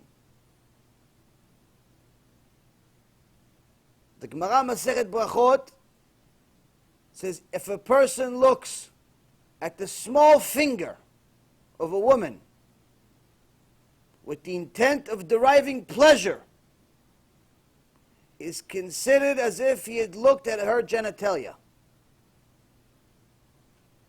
Now to us newbies, this sounds far-fetched. How could a small finger be equivalent to our private parts?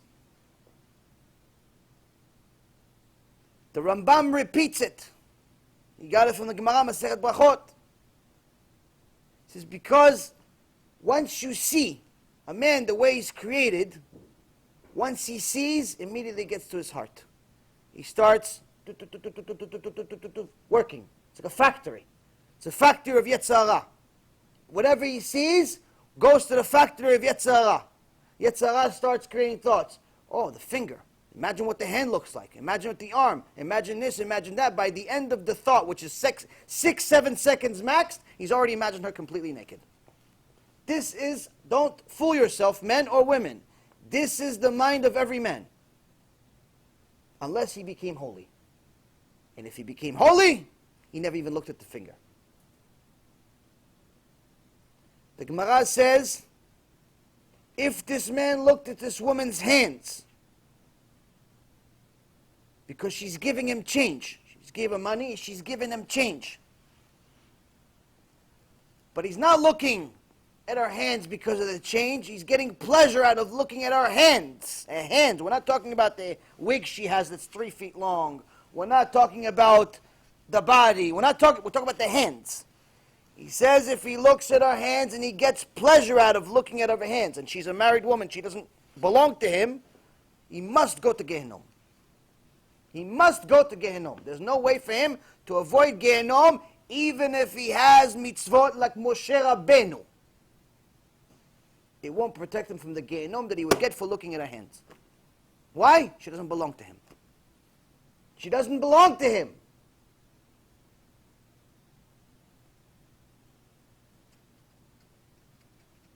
For all you men out there that are new, in the Sephardic culture, very, very loving and warm people. Ashkenazis is also warm in different ways. But Sephardis are known, especially Israelis or people from Morocco and different parts of Middle East, are known as very warm people. So they like to hug, kiss. When they see somebody, even if they saw him 20 minutes earlier, they see him, hugs and kisses and all that stuff. We hear the Rambam in the 6th halacha, in chapter 21, 6th halacha, in BeEzrat Be'ah. He says, when a man embraces or kisses any of the women that are forbidden to him as arayot, despite the fact that his heart does not disturb him concerning the matter, meaning it's his adult sister, so he's not attracted to her, it's his mother's sister, or she's too old, it is very shameful and forbidden, and it's foolish conduct. It's maaser tipshim. Only a fool kisses or hugs a woman that doesn't belong to him. Only a fool. There are leniencies when it comes to somebody's mother, but as far as his sister, if she's married, as far as his aunt, even if she's 90, only a fool. Why? Your Yitzhara factory doesn't stop working at 90 years old. It doesn't stop working because she's your aunt, because she knows you since you were little. It doesn't work. It doesn't stop. It starts there, it goes farther.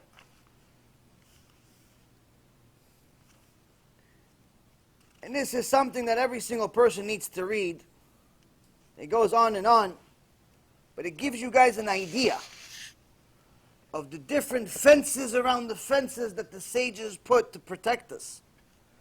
That's why he says, this, before we talk about the fences, of whether the fence to protect your wealth, the fence to protect your Torah, the fence to protect your wisdom, the fence to protect your freedom. Before we talk about all the fences, let's first talk about something worse than all of them. First and foremost, understand none of the things are going to succeed if you keep failing for sex crimes. You keep hugging every one of your old classmates that doesn't belong to you, that's not your wife, that's not your husband, because you want to be friendly. Everybody wants to, no, he's just my friend. I know him since he was 6. Okay, he's 36. And he's married with kids, and so are you. When he was 6, you could hug him. Now he's 36, you can't.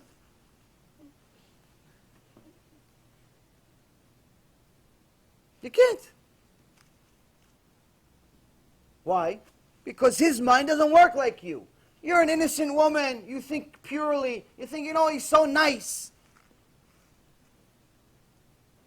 He's thinking a different nice. That's the mind of a man. It just is. This is why the man needs to learn much more than a woman does. There's much more to clean up.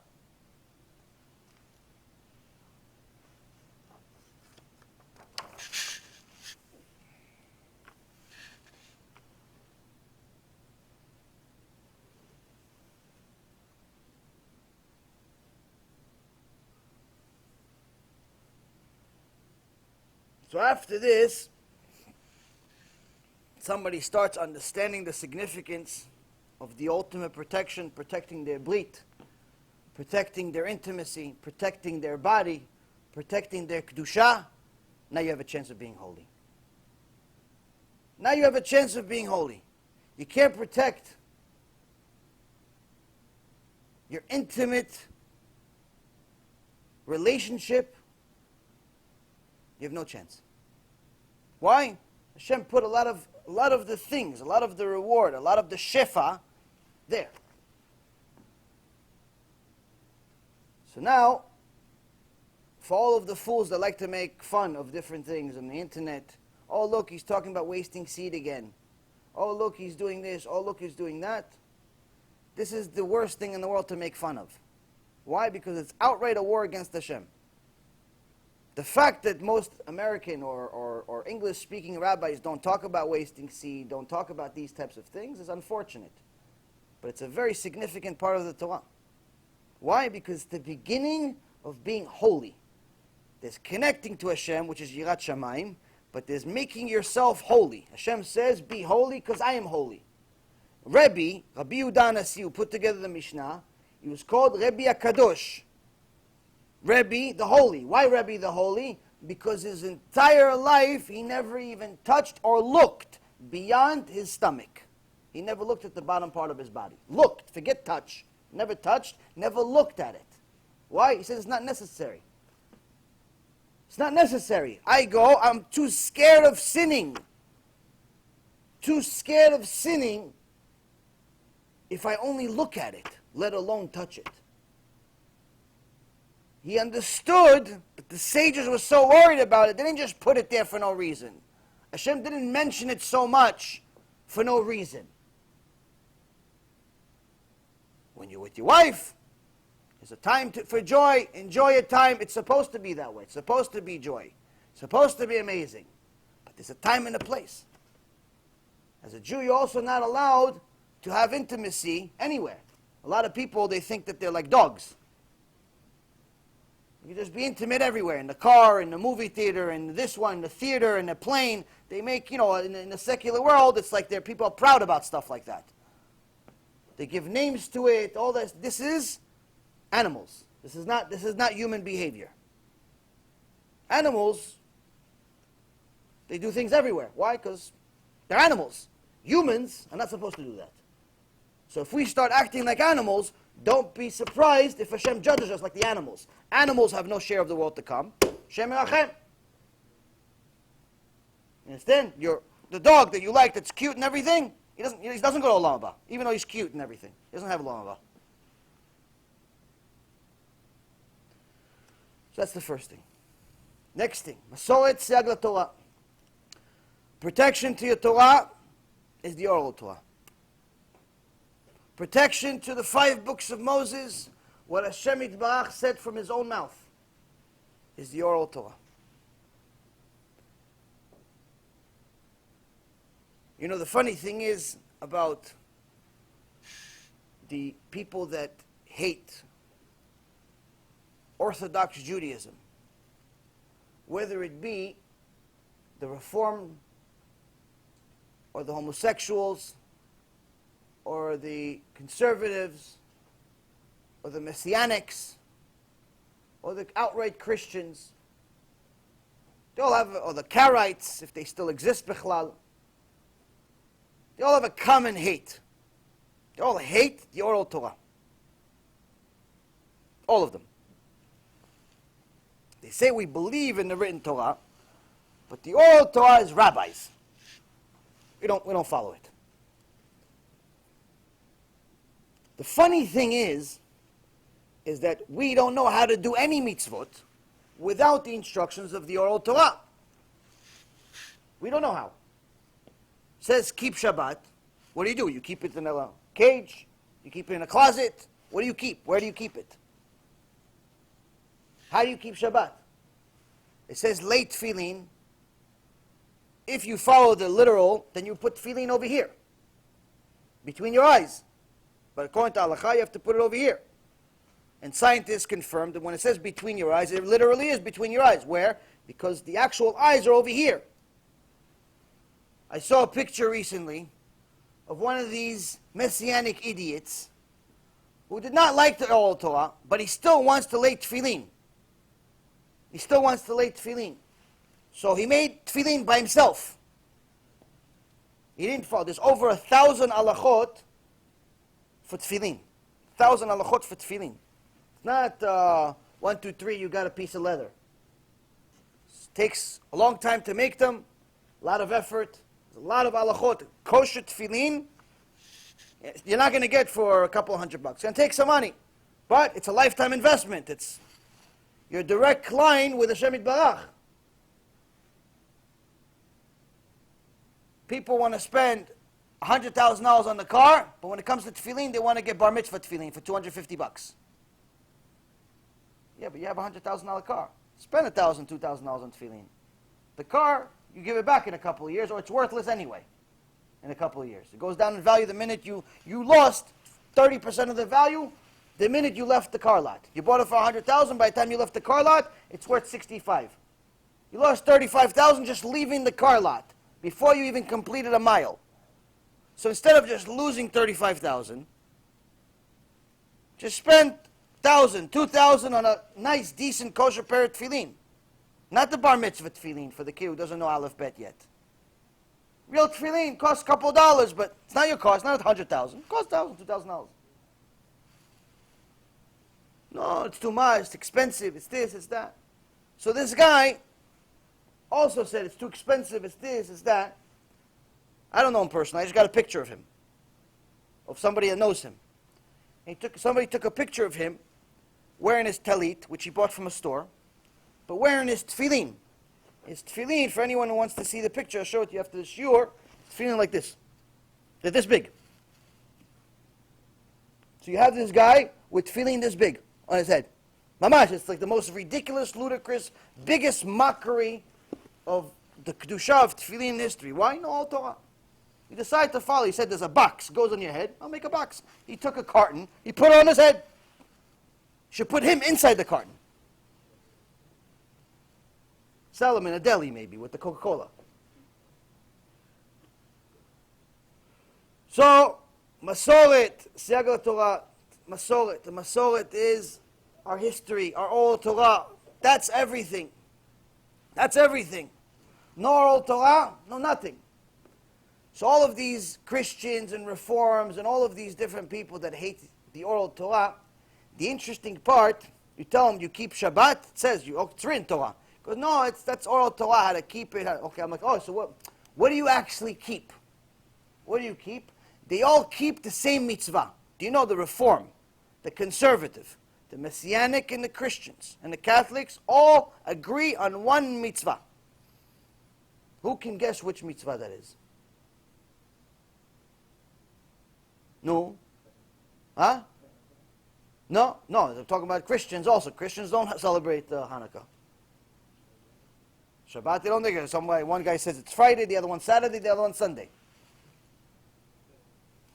No, come on, you've been coming to my shurim for a long time already. What's the world? What's the God of these fake people?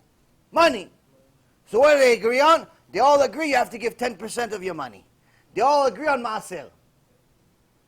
Everyone agrees you have to give money. You go to a church, if somebody doesn't give maaser, hey, you're a sinner. What do you mean a sinner? The guy next to him that gave maaser just murdered 6 people for the maaser. No, he's tzaddik. He's righteous. He gave maaser to the church with the 50,000 people. Yeah, but he murdered 6 people. Yeah, but he did teshuva. How did he do teshuva? He said some guy died. Yeah, the 6 people he killed died. He goes, no, somebody else also died. Just give the maaser, give the 10%.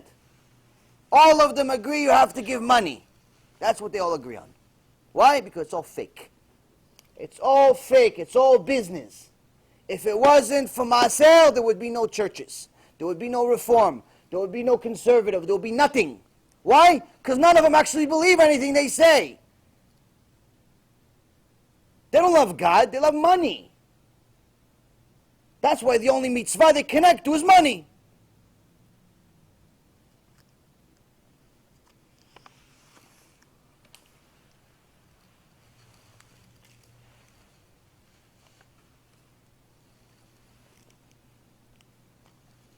To connect to Torah, a person needs to understand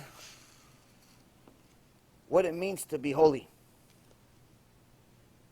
In the Gemara, Moed Katan, it mentions, and also in a different one, I think it's Bava Mitzia, Bava Kama. Bava Kama, in Moed Katan 25a, and also in Bava Kama 17a, it talks about King Hezekiah. King Hezekiah was known as a very, very holy man. To such an extent that when they buried him next to a Sefer Torah. They buried him with the Sefer Torah. They said, him and the Sefer Torah, same thing. Hezekiah, Sefer Torah is holy, Hezekiah is holy. Never again was this permitted. But with him, he's as good as the Sefer Torah, they said. Why? He put the sword into the ground. He says, whoever doesn't leave everything and starts learning Torah full time, we'll have to deal with the sword. Hashem said, he's going to take care of Parnasah. So let him take care of it. I believe it. Hashem said, he's going to take care of the enemies. I'm going to take his word for it. Your only responsibility is to go learn Torah. And that's why in his generation, in his lifetime, even the 6-year-old boys knew the entire Mishnah by heart. And the Mishnah of that time is much, much bigger than the Mishnah of our day. It's not just 6 parts. Drastically bigger. Some say it was as much as 700 parts, not 6 parts. So this Hezekiah was given tests. Was given tests in his life to see just how far he got. In the Gemara, Masechet Sanhedrin, page 95, it says a maaser, it says an event that occurred where Sancheriv decided that he wanted to destroy the world, meaning to put everything under his control. And there's this city called Jerusalem that he hasn't gone to yet. So let's get to it. But he heard a lot of things about this city, so he made sure to arrive to this city with his full army. Even though Jerusalem, anyone that's been there knows, is not exactly huge. Israel as a whole is not exactly huge. You look at I think all states in America are bigger than the state of Israel. It's the size of New Jersey.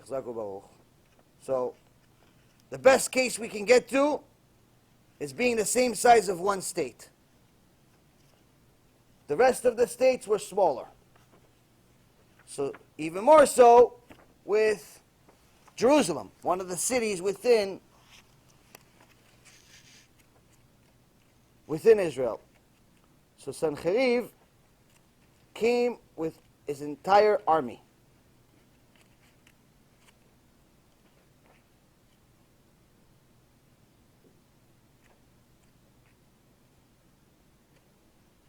Now his entire army, we're not talking about his entire army is 5-6 people.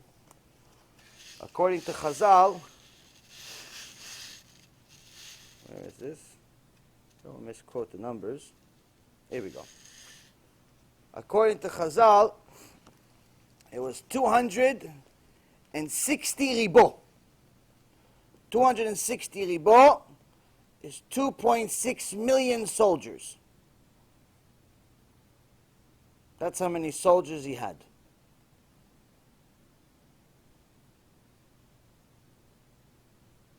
The 185,000 generals, each with their own legion. And the size of the army was 400 parsa. Each parsa is 4 kilometers, which is approximately 2.5 miles. So the actual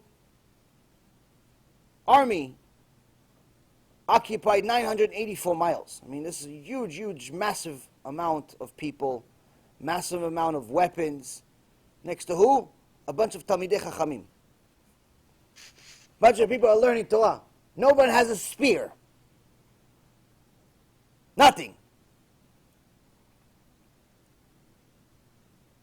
They come to Hezekiah, it says, you know, they just arrived. We see them from the coastline. They just arrived. The enemy has arrived. Hezekiah, without a worry in the world, says, okay, goes, learns Torah. When he finishes learning, he says, okay, good night, I'm going to sleep. Wait, hold on. There's 2.6 million people with blood coming down from their teeth because they're so excited about killing us tomorrow. Excited to kill us tomorrow. And their leader is worse than all of them.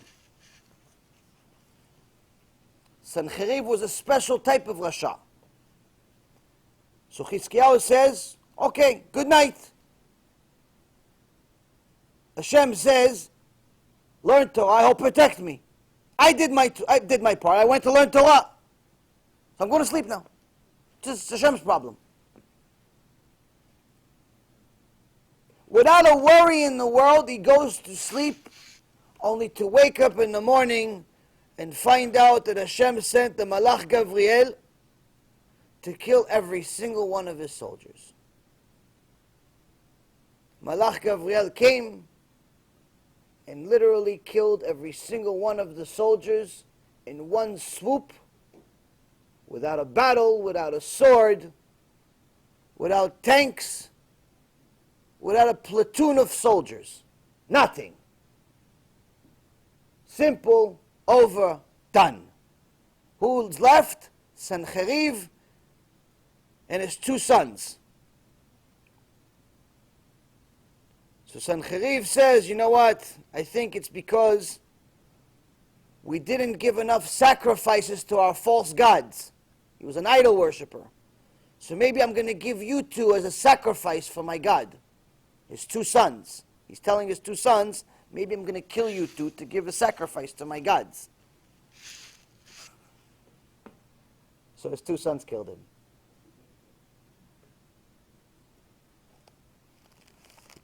This same Chizkiyahu, Chazal says, it's not easy to get to that level of emunah, to go just to sleep after you learn some Torah when you have 2.5 million people, bigger than the army of China.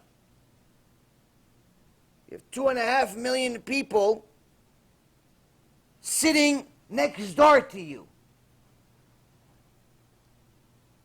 It's not easy to get there unless you're holy. Like right now in Israel. But unfortunately in Israel, many of them think that the missiles are going to help them. Well, people think that the missiles are going to help. People think missiles are going to Iron Dome and all these things are going to help them. Only Hashem can help.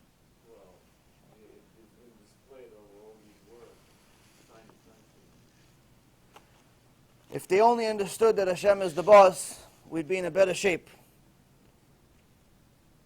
So first and foremost, when someone is holy, they understand they have to protect their BEIT. They have to protect their intimacy. They have to make sure that they connect to the oral Torah. Next thing is, people always ask me about money. Rabbi Akiva gives you the answer. You want protection for Osher? You want a strategy to become rich? Maasrot sayag la'osher. You want a protection for your wealth? Give maaser. Give maaser. Now, logically, this does not make sense. Logically. If I make 100% and I give 10% to some rabbi, to some yeshiva, to some talmid chacham, to some organization that helps people do teshuva, to something, I minus 10% out of the 100, am I left with 90? 90 and 100 are not the same. 90 is less than 100. So Chazal here is to explain to us, in the Gemara Masechet Ta'anit, page 9, Hashem Yitbarach told us we are not allowed to test him. Not allowed to test him, except with one thing. What is it? Maaser. He writes in the Torah, a couple of places, maaser v'titasher. In the Gemara Masechet Ta'anit, page 9, it quotes Deuteronomy chapter 14, verse 22, Aser ta'aser, tithe, you shall tithe. So Chazal says, why is it mentioned the word aser twice? It says aser bishvil shetit asher, tithe so you can become wealthy. Hashem is repeating the same word as a hint to tell you there is actually a key, there is a pattern, there is a strategy, foolproof strategy, not only to be rich, but a strategy to show you that I'm real. To show you that I still perform miracles, to show you that I'm still in control of everything, including what many people consider as their false god called money. He says, you want a lot of this money? Give tithe, give 10%, but don't give it to Bertha the elephant in Israel at the zoo of Noach. Don't give it to Save the Dolphin Foundation or to some Christian organization that strategizes how to recruit Jews away from Hashem. Give this maaser for my Torah. Give this maaser for my people that are fulfilling the Torah, to come back to the Torah. So it says, but doesn't it say that we shouldn't test Hashem? The Torah says, don't test me.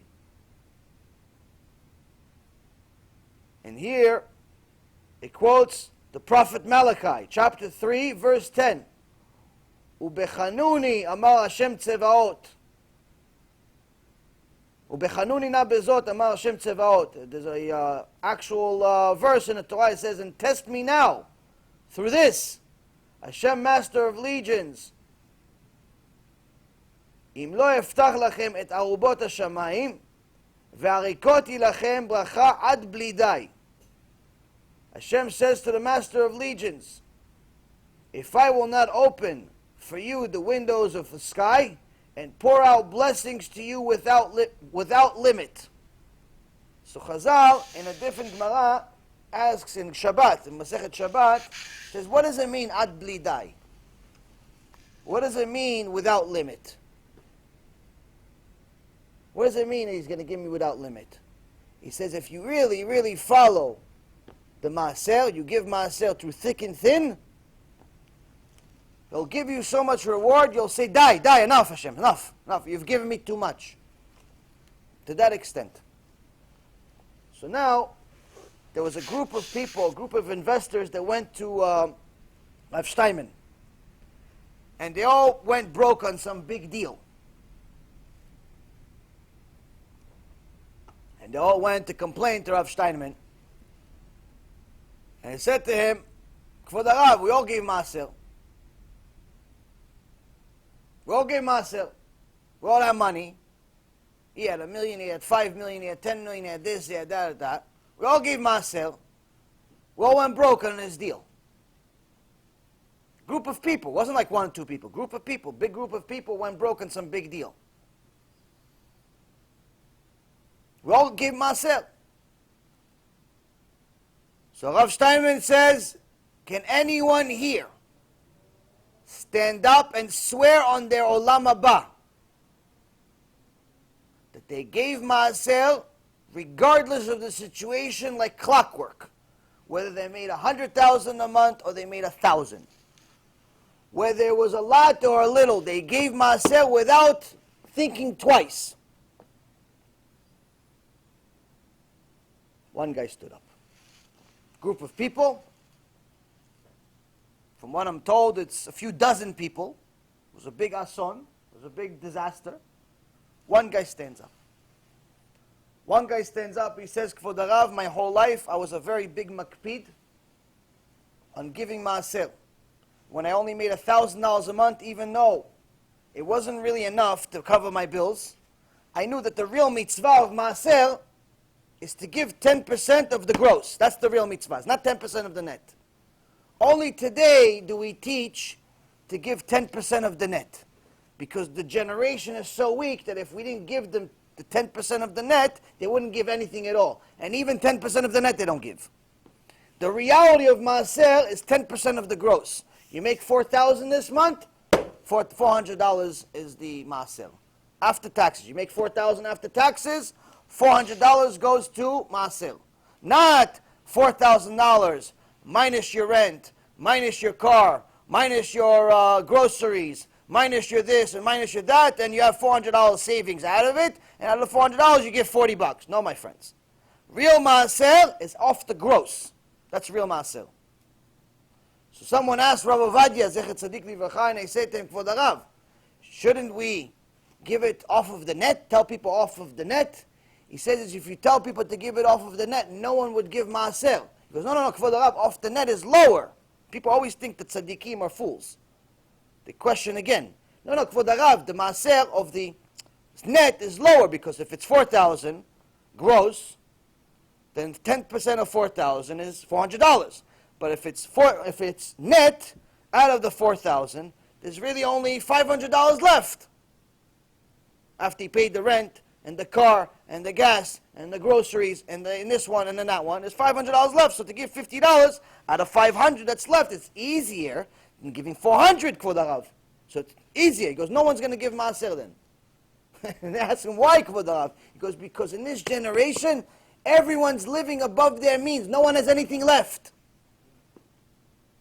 No one has the $500 left. So if you tell them it's off the net, everyone's real. What they have left is zero or negative. They all live on credit. So there's no maaser. And therefore none of them will be rich. None of them will fulfill the mitzvah. It won't work.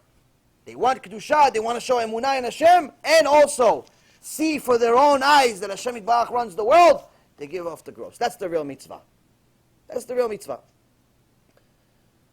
So, the tzaddikim, or the ones that thought they were tzaddikim, that gave maaser, were all asked the question, can anyone here testify that they gave maaser through thick and thin?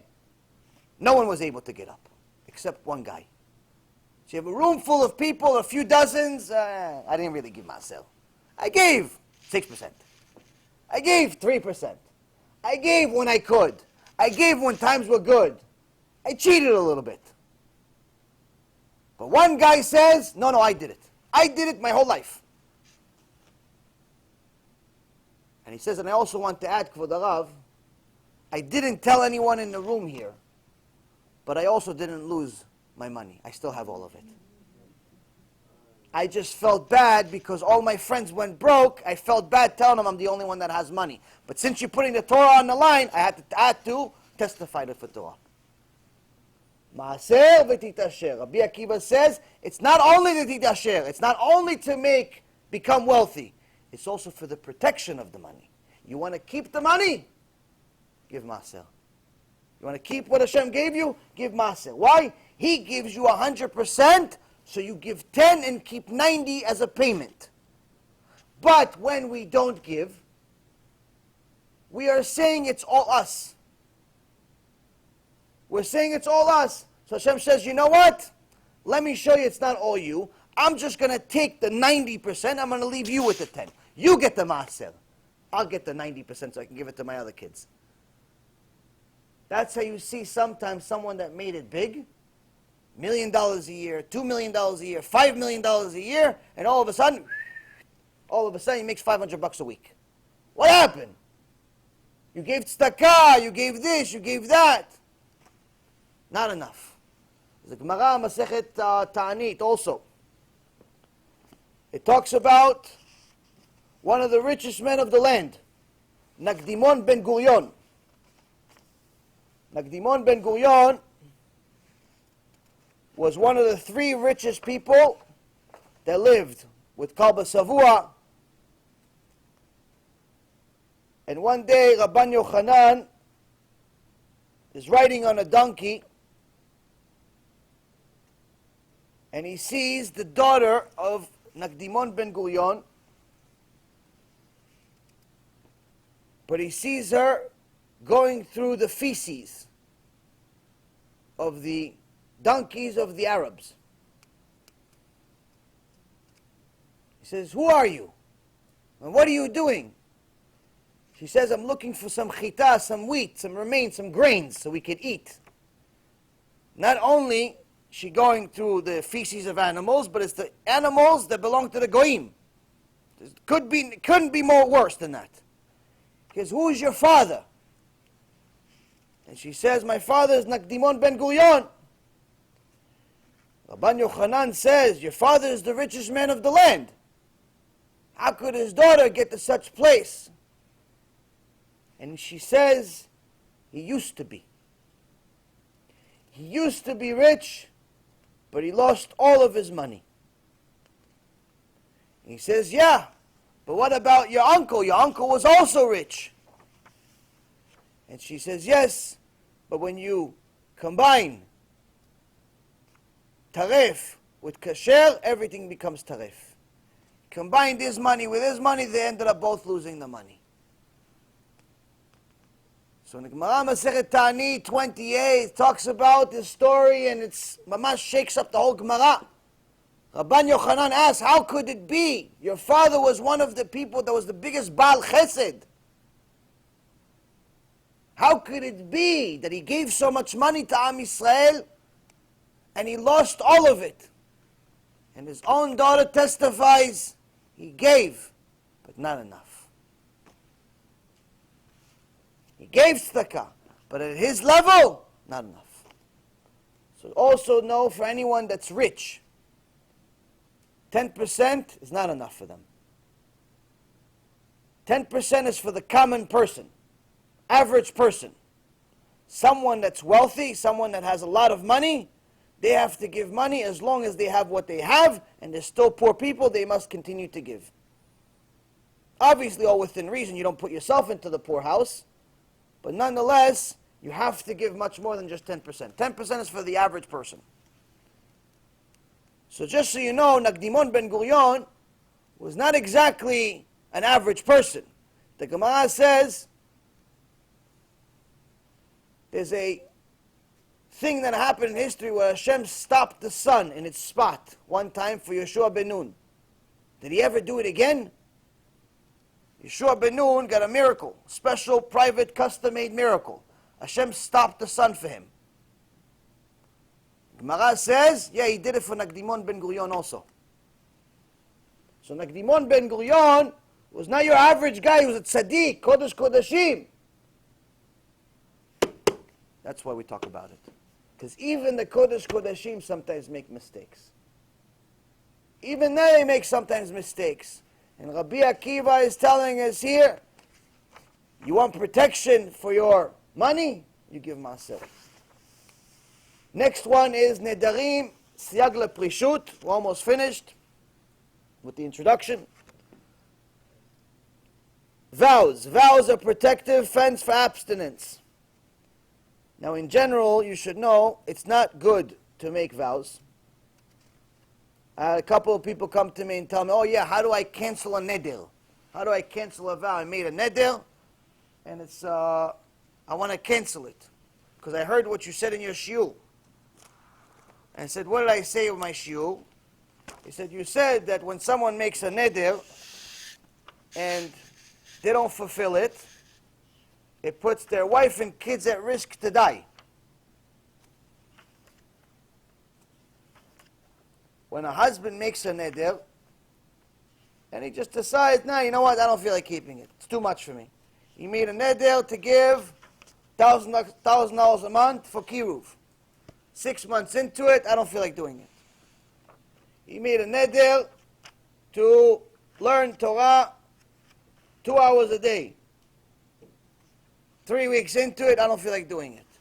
I'm busy, I want to watch the game, I want to watch LeBron James dunk the ball a few more times and make his $25 million a year. I don't feel like doing it. And so on and so forth. He makes nedarim like it's common conversation. And he realizes he doesn't want to do it anymore. So the Gemara says, someone that wants to put his kids and his wife at risk to die, make a neder and don't fulfill it. So somebody came to a rabbi one time and he says, Kvod Harav, my wife is killing me. She's driving me crazy.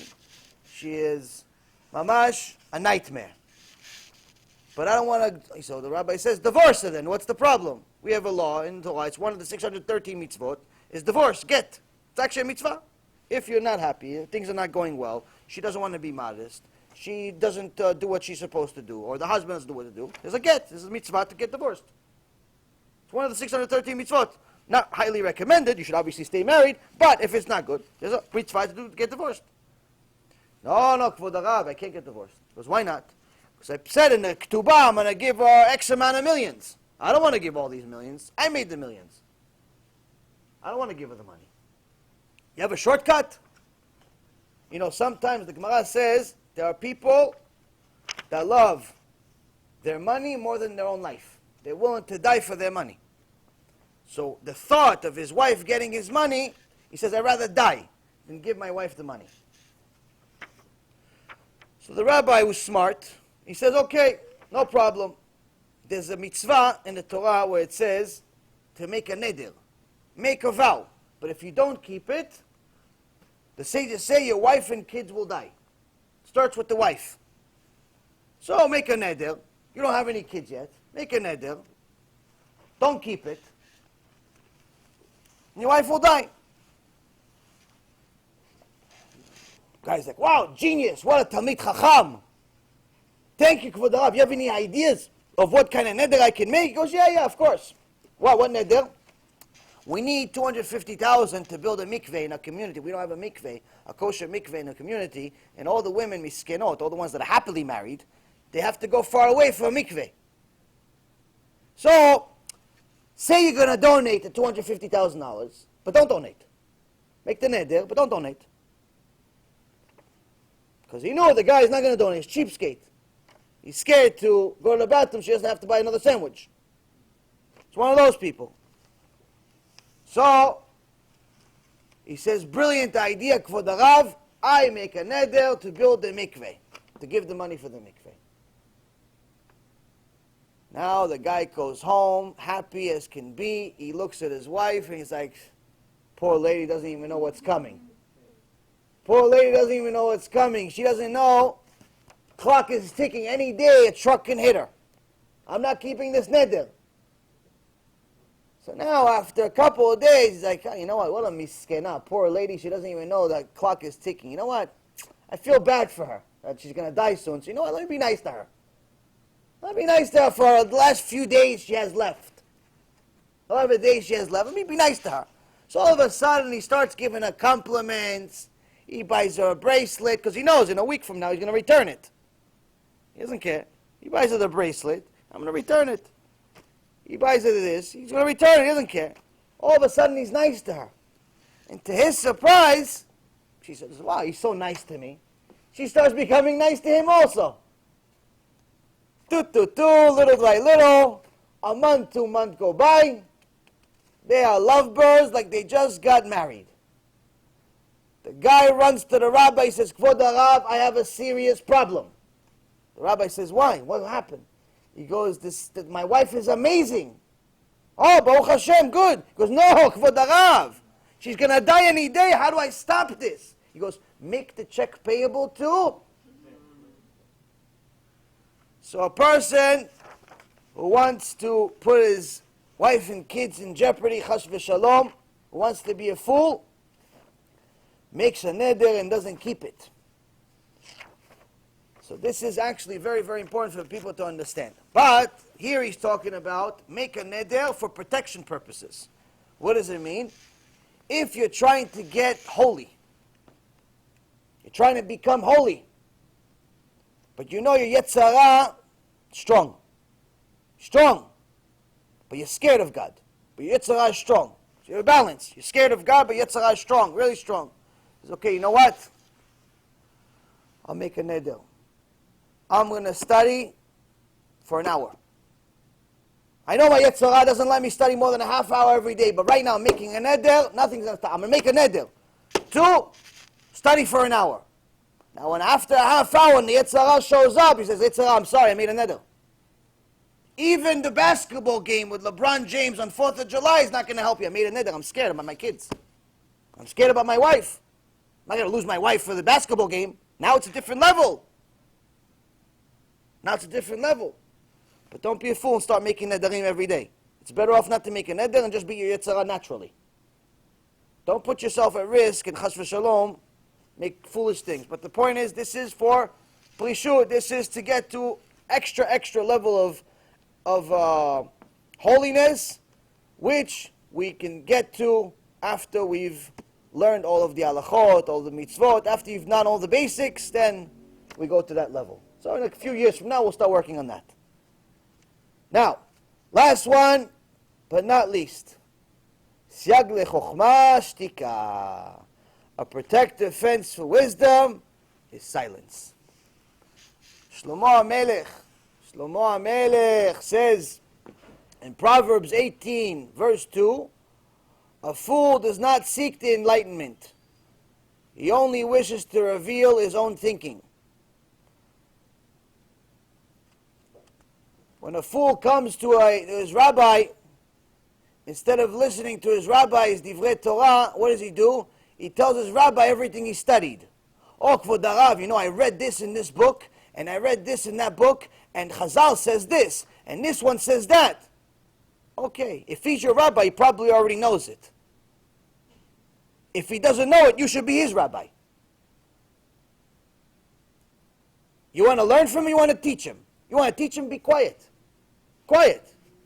Learn. Rabbi, teach me. Lamdeni. Lamdeni. Kvod Harav, lamdeni, teach me something. Chazal said it to the point of someone really has a Rav. Everything he does, including how he goes to the bathroom, is something to learn from.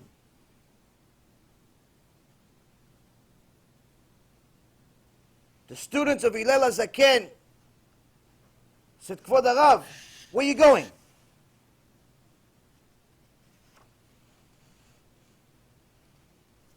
And since they kept this Torah v'lilmod ani tzarich, that everything is true Torah, so this is the Torah that we need to learn. He said, Hillel, Kvod Harav, where are you going? He says, I'm going to do a mitzvah. He says, Kvod Harav, what kind of mitzvah? Lamdeni, teach us. I'm going to the bathroom. I said to him, what kind of mitzvah is this? Going to the bathroom. He says, I'm going to the bathroom because obviously there's employees that built the bathroom. It's a fancy bathroom. And these employees got paid to build the bathroom. So what, I'm not going to use it? Then no one's going to get more bathrooms. So I'm helping them get parnasah. This is the mind of somebody holy, that even his bathroom is a mitzvah.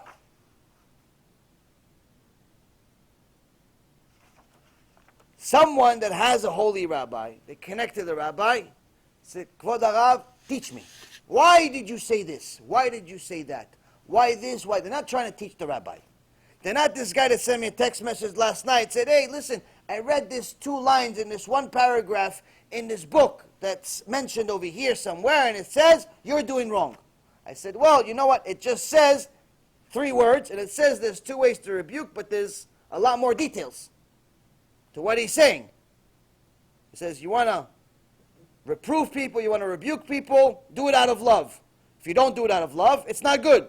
There's a lot more you can say about it. I can give you at least a 25-hour shiur just about each one of those words. What it means to do it out of love, what it means to do it out of hate. So obviously this chacham, who's much bigger chacham than I could ever be, didn't mean to say that the entire conclusion is just this 1 line. He goes, no, it's clear enough to me. And he starts telling me that he knows more than me, and he's smarter than me, and he does this in me, and he knows all these tzaddikim, and he has all these books, and he has all this that. And I want for you, he tells me, I'm worried about you. This little, just got out of the diaper, 19-year-old kid is worried about me. He's worried about me, he just got out of a diaper. He just learned how to do upchuk properly. He's worried about me because he went to yeshiva his whole life. And he's smarter than me, and he knows more than me, and he disciplined me because he knows the tzaddikim. The tzaddikim don't know him, but he knows the tzaddikim. All I know that he does know is how to be a chutzpan. Chutzpan, he knows for sure.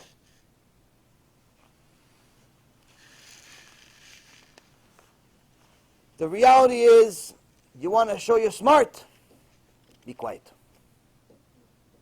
Be quiet. That's how you show you're smart. Why? Because even a fool looks smart when he's quiet. Even the fool in the room who doesn't say anything, everyone thinks he's smart. So imagine if being quiet helps a fool, imagine how much it helps somebody that's actually smart. This is why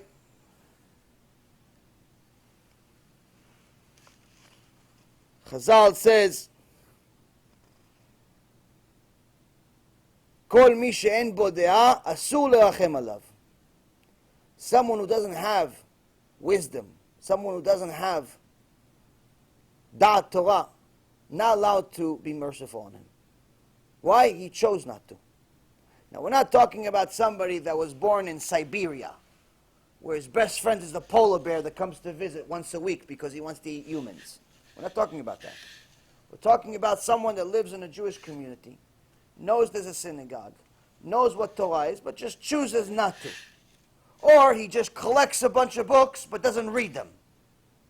Or instead of rebuking people that he's supposed to tell them, keep Shabbat, keep Torah, keep mitzvot, keep this, he rebukes the people that rebuke them.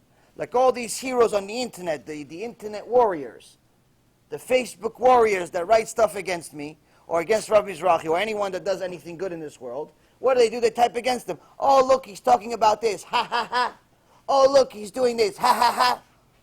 Like this one imbecile wrote, oh, look, he got sued in business for $1 million. He's a criminal.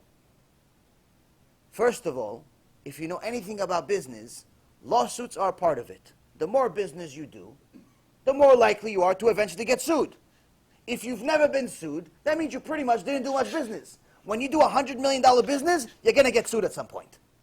Even if you're Coca-Cola. Even if you're McDonald's. Even if you're whoever. You're going to get sued at some point. Doesn't mean you're a criminal. Just means people know you have money. They sue you. That's number one. Two, if you actually read what it said on the lawsuit, it said I got sued for $1.5 million, right? But it never went to trial. Why? Because the actual claimant knew he had no case. So he settled for $14,000. He sued for $1.5 million. But he settled for less than 1% of what he sued for.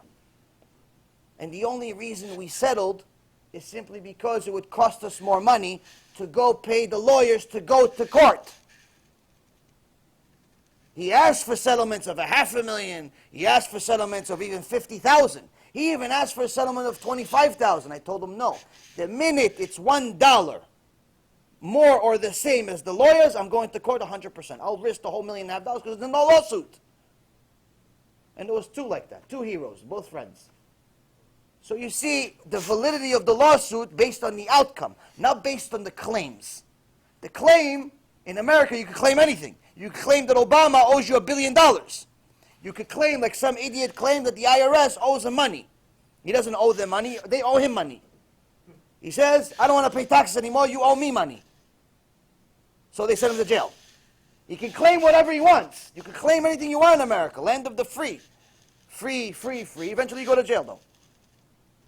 So the reality of it is the claims, whatever you want. But if you read what actually happened, the outcome shows you what actually happens. If I lost $1.5 million because I got sued for $1 million, then you got something here. But then either way, you still have to read what happened. But if you see that the settlement is less than 1% of what the lawsuit is, and you're still using this as an argument against me, number one, it shows you don't know how to read. So you're still at the first stage of what Rabbi Akiva was when he was Akiva.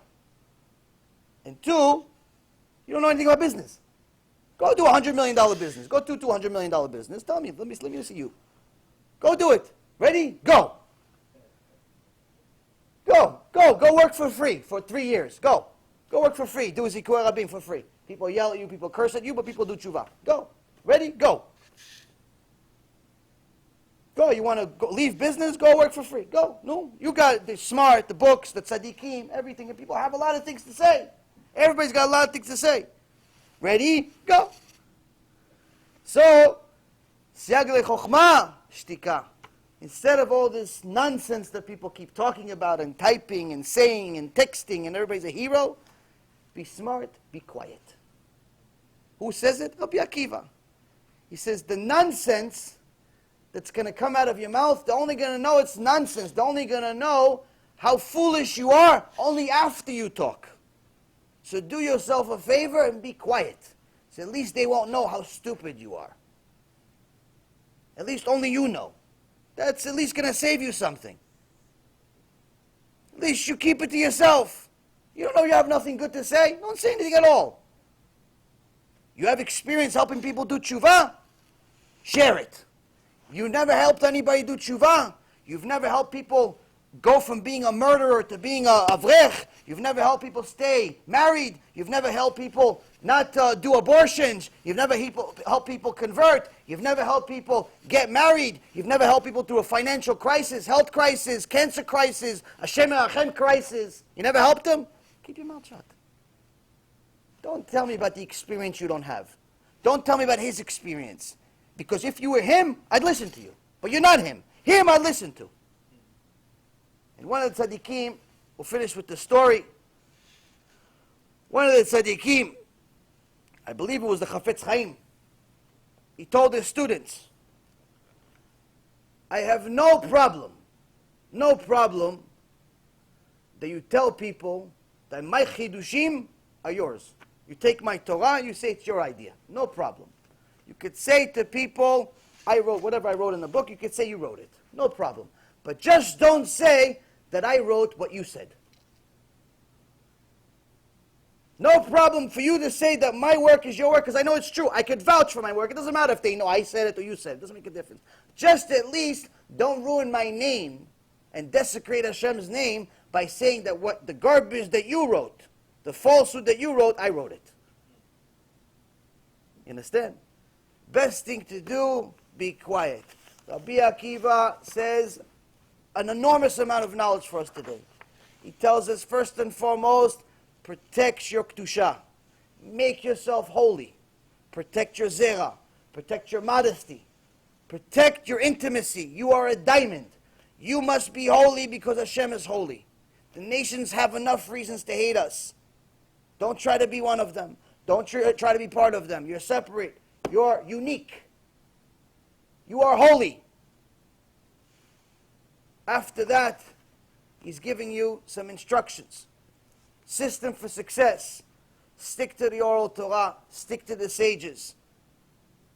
They all won in the end. There's not one sage in history that lost. They all won in the end. Why? They were holy. You want to succeed in business? Give maaser. You'll succeed not only in business, but you'll succeed in proving that God runs the world. Because once people see that your $500 a week all of a sudden turn into $1 million, mathematically it makes no sense. It makes no sense how you became a millionaire making $500 a week. It makes no sense how somebody that makes $100,000 a year became a multimillionaire. Doesn't make any sense. Hashem says it doesn't have to make any sense. Doesn't have to make any sense. The next thing he says, don't make foolish vows.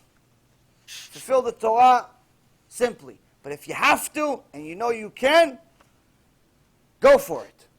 But ask your rabbi first. Ask your rabbi first. Am I at this level? Because a lot of us think that we're at a much higher level than what we really are. Most of us believe that we're much holier than what we really are. We're much smarter than what we really are. We're much better than what we really are. We have a warped version of what the vision on the mirror looks like. We think we're better. So ask the rabbi. He knows you a little bit better. He knows more of your flaws. He's looking at you objectively. And last but not least, if you don't know the answer, it's best to just say, I don't know. Don't pretend you know. Where you stand. You know, you know. You don't know, you don't know. But be a sponge. Learn. Learn, learn, learn, learn, learn, learn. Eventually you're going to know. And BeEzrat Hashem, this will help the neshamot that left us early get much higher and higher. Will help us get much higher and higher, BeEzrat Hashem. Sanctify Hashem's name. Bring Am Yisrael back closer and closer to Hashem Yitbarach so we can have a much, much better time in this world and the next.